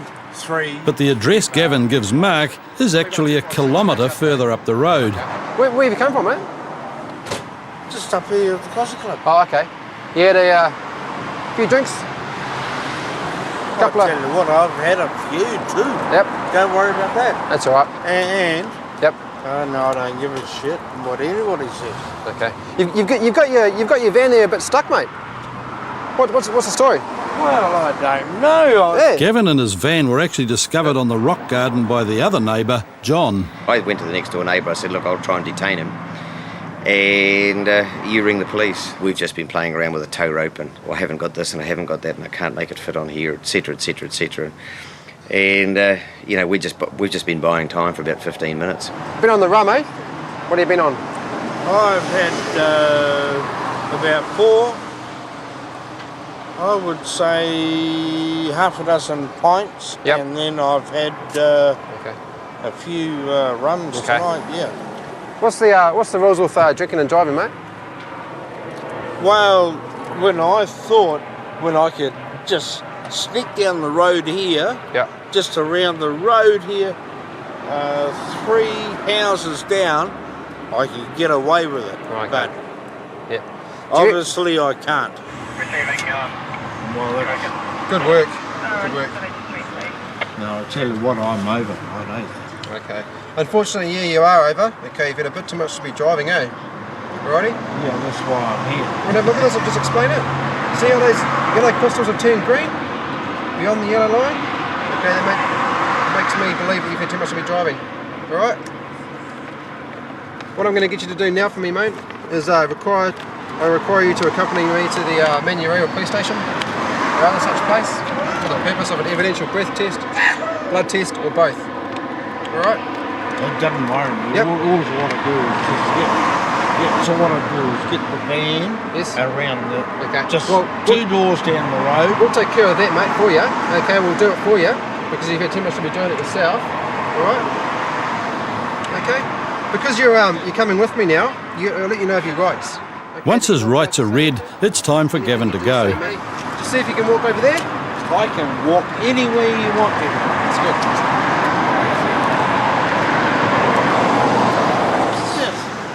Just over here. What's the road? We're just going to try and get this van off this rock now. Yeah, we'll get 4 of us on the front, okay? There you go.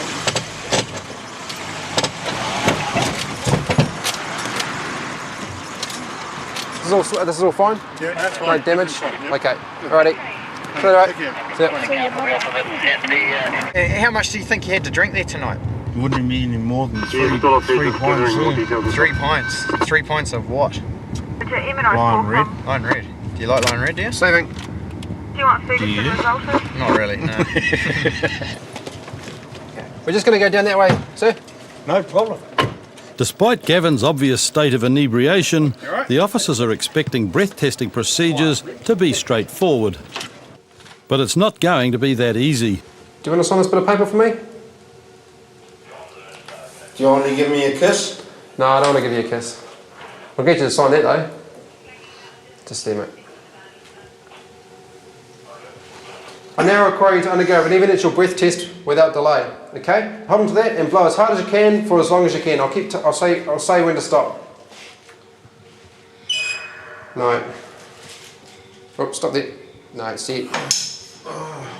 Very serious for a minute. Okay? Big breath in until I say stop. Okay? Are you telling me how to breathe in my lungs? Hold on to this. Okay? What's that for now? You go and tell my doctor that. Okay, ready to go? I now require you to undergo an evidential breath test without delay. When you're ready. Big breath and go. Keep going. No, keep going. You're not breathing. Okay, you're breathing round. Okay. I can't do any more than that. Okay. I'll give you one more chance, eh? Like blow around it, hard. You can hear that sound, can't you? Yeah, but it goes, it gets me. Just don't think about it. Fucking do it. Just think about the sound. That's all. I'm not worried about the fucking sound on your machine. Oh, okay. We have another chance, eh? Another try. Alright? Hold on to that for me. And when you're ready, big long blow. Keep going, keep going, keep going, keep going, keep going. Okay, stop there.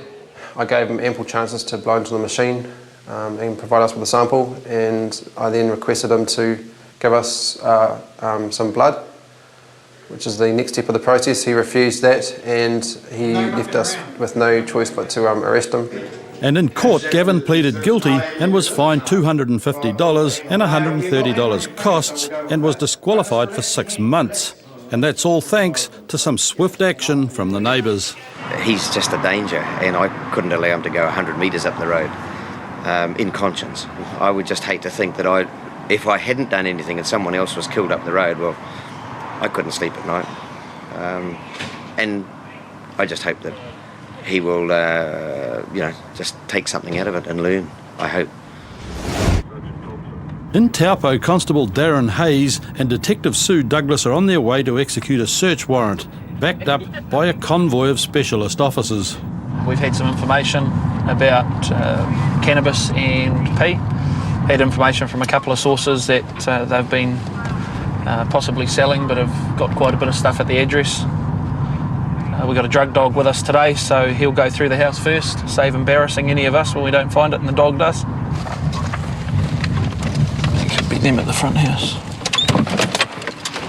As with all searches, speed of entry is crucial in case anyone tries to hide drugs or do a runner.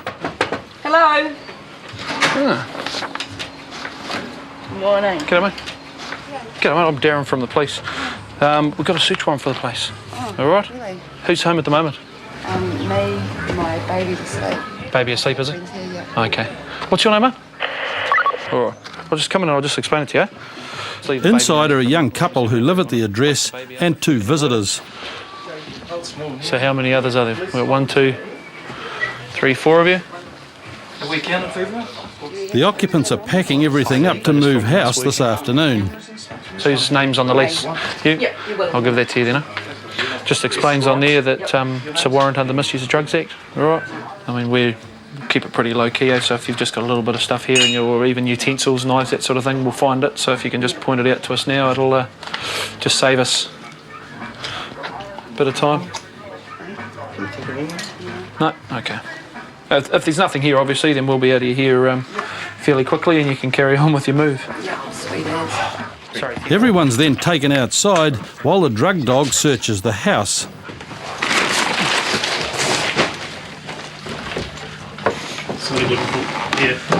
Well, any narcotics, there may well have been something in here. He showed quite a bit of interest in that box, so we'll get the guys to go through it.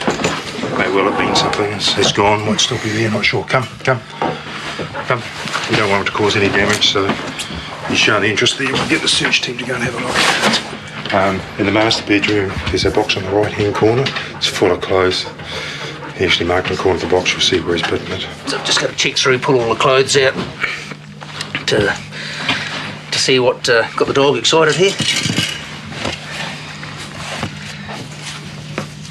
The search by Detective Alan Humphreys confirms that the dog's nose was spot on. Anything that appears to be in here so far is just a half of a little bit of a tinny there, a little bit of cannabis in there. It's still well and truly a usable amount, so they can be arrested for it. Shows how good the dog is, be able to. That cannabis was wrapped up in the tinfoil and was right in the middle of that box of clothes there. And on the back porch, the search team has found a bong. That's a water pipe used for smoking cannabis. Sitting down here having a smoke on the drive because he took off out the back there. Oh, do? Yeah. And he threw something under the house. Broken bottle's got remnants of cannabis oil inside it, and these are a couple of spotting knives.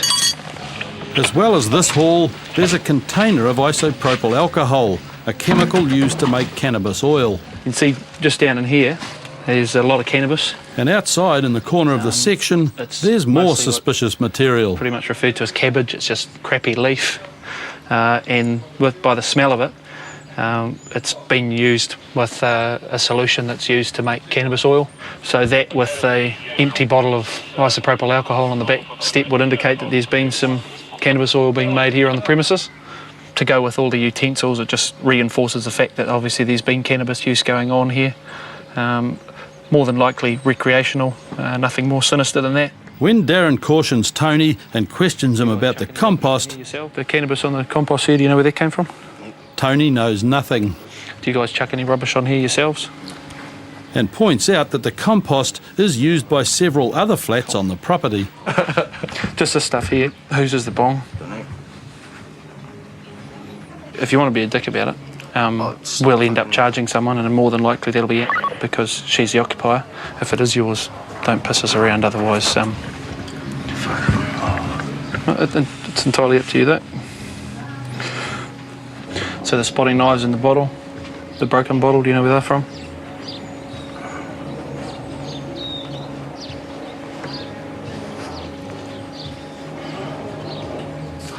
I'll rephrase it a bit for you. No, the spotting knives in the bottle that were thrown underneath the house by the person that was crouching down here that was wearing the same clothes as you. Do you know where they came from?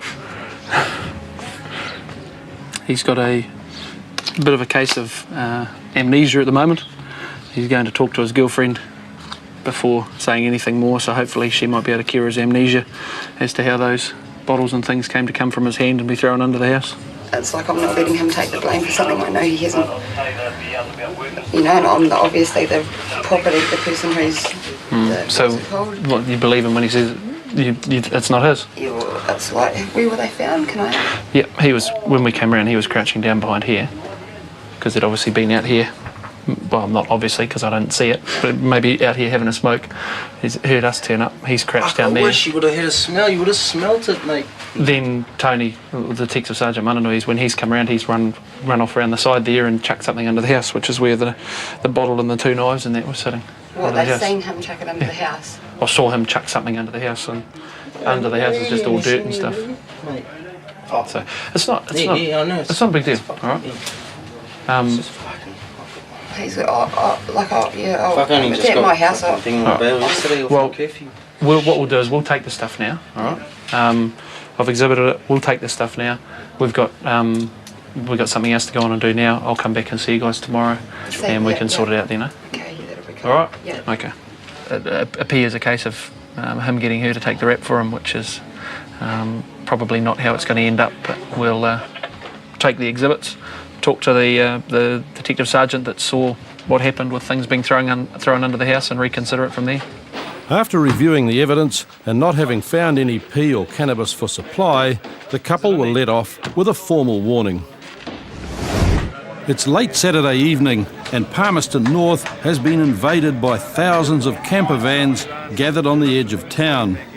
Their red-shirted occupants are taking over the streets after a rugby game played between Manawatu and the visiting Lions. Police are out in force to cope with the crowds and remove potential troublemakers from the streets. And one of the officers on patrol is Constable Andrew Royd. Seem to have been a few assaults, but as we say, there don't really seem to be Lions supporters involved. It seems to me more like our local drunks. Sure enough, they spot a guy who gives them the fingers, calls them pigs, and then runs away down an alley. Andrew recognises him as a local offender they've arrested many times before, and they head off after him. There he is. Go here, go, I got it. I got it, mate. Stop.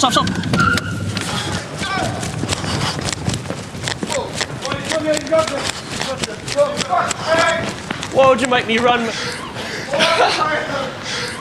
Wait, take your hands off me, man. Hey? Get your hands off me. Why?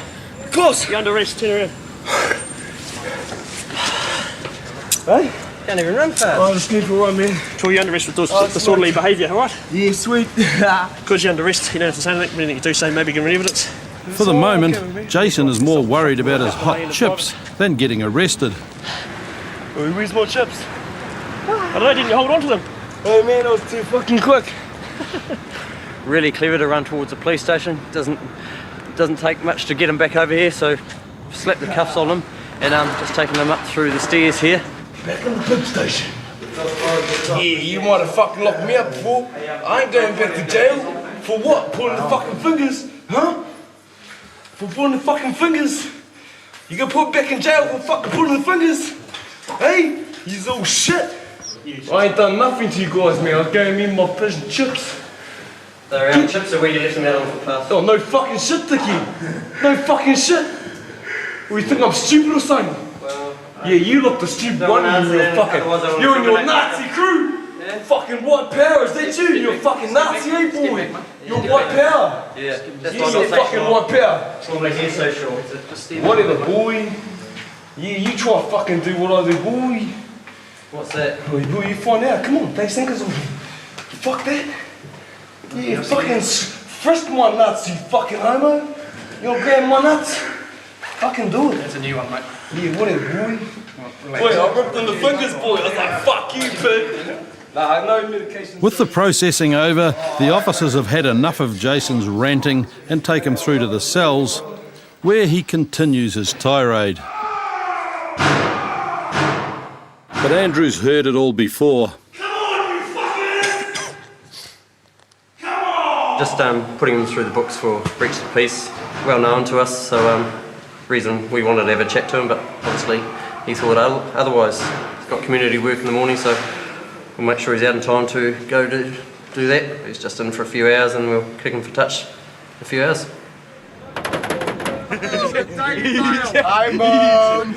Back out on the streets, some Lions supporters are getting an unconventional ride back to their camper vans. Danny Bale will love this. What's your fingers, guys? Today, Yeah, no, it's been pretty good. With Andy, we have had a good night tonight because he is the full policeman. As the festivities continue around town, Andrew was stopped by a woman who's worried about a young drunk guy she's found. Can he get in with you, or there's no room here? Can we just drop him off at the police station because we don't know where he lives. I'll jump in and have a chat to him. He's drunk and I can't just leave him. Sure it is. Have you got any ID on you at all? Yep, I got my mate's ID on me. You haven't got any of your own ID? Oh, I think I've got more on you, mate. Looks good to me. Yeah, have a look at that, man. What's your name? Bro?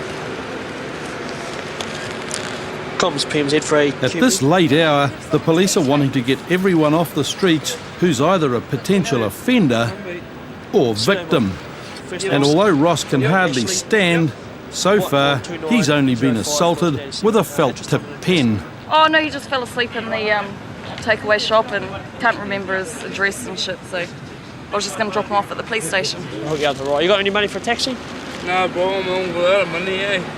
I spent all my money on alcohol, bro. Basically just waiting for our police truck to, or our paddy wagon to come pick this gentleman up.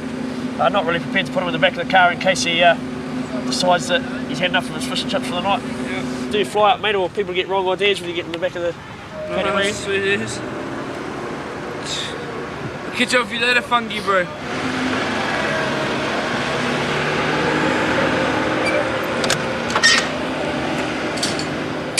Jump in here, mate. Sweet.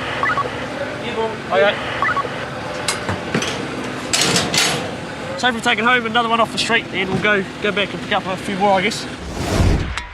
Next week, Auckland officers deal with a case of some seriously bad attitude. Fucking heck. You're a fucking ugly cunt, bro. And you'll find out why Charlie is dishing out words of wisdom from the back of a patrol car. All teenagers, listen to this shit. Don't do what I did. And then there's the mystery of another Aucklander who's had a skinful. But was he driving? No, stay in the car. Where's your car keys? You had a big night, have you? Stand by for Eagles update, team. And the glue-sniffing driver of a stolen car attempts to outrun the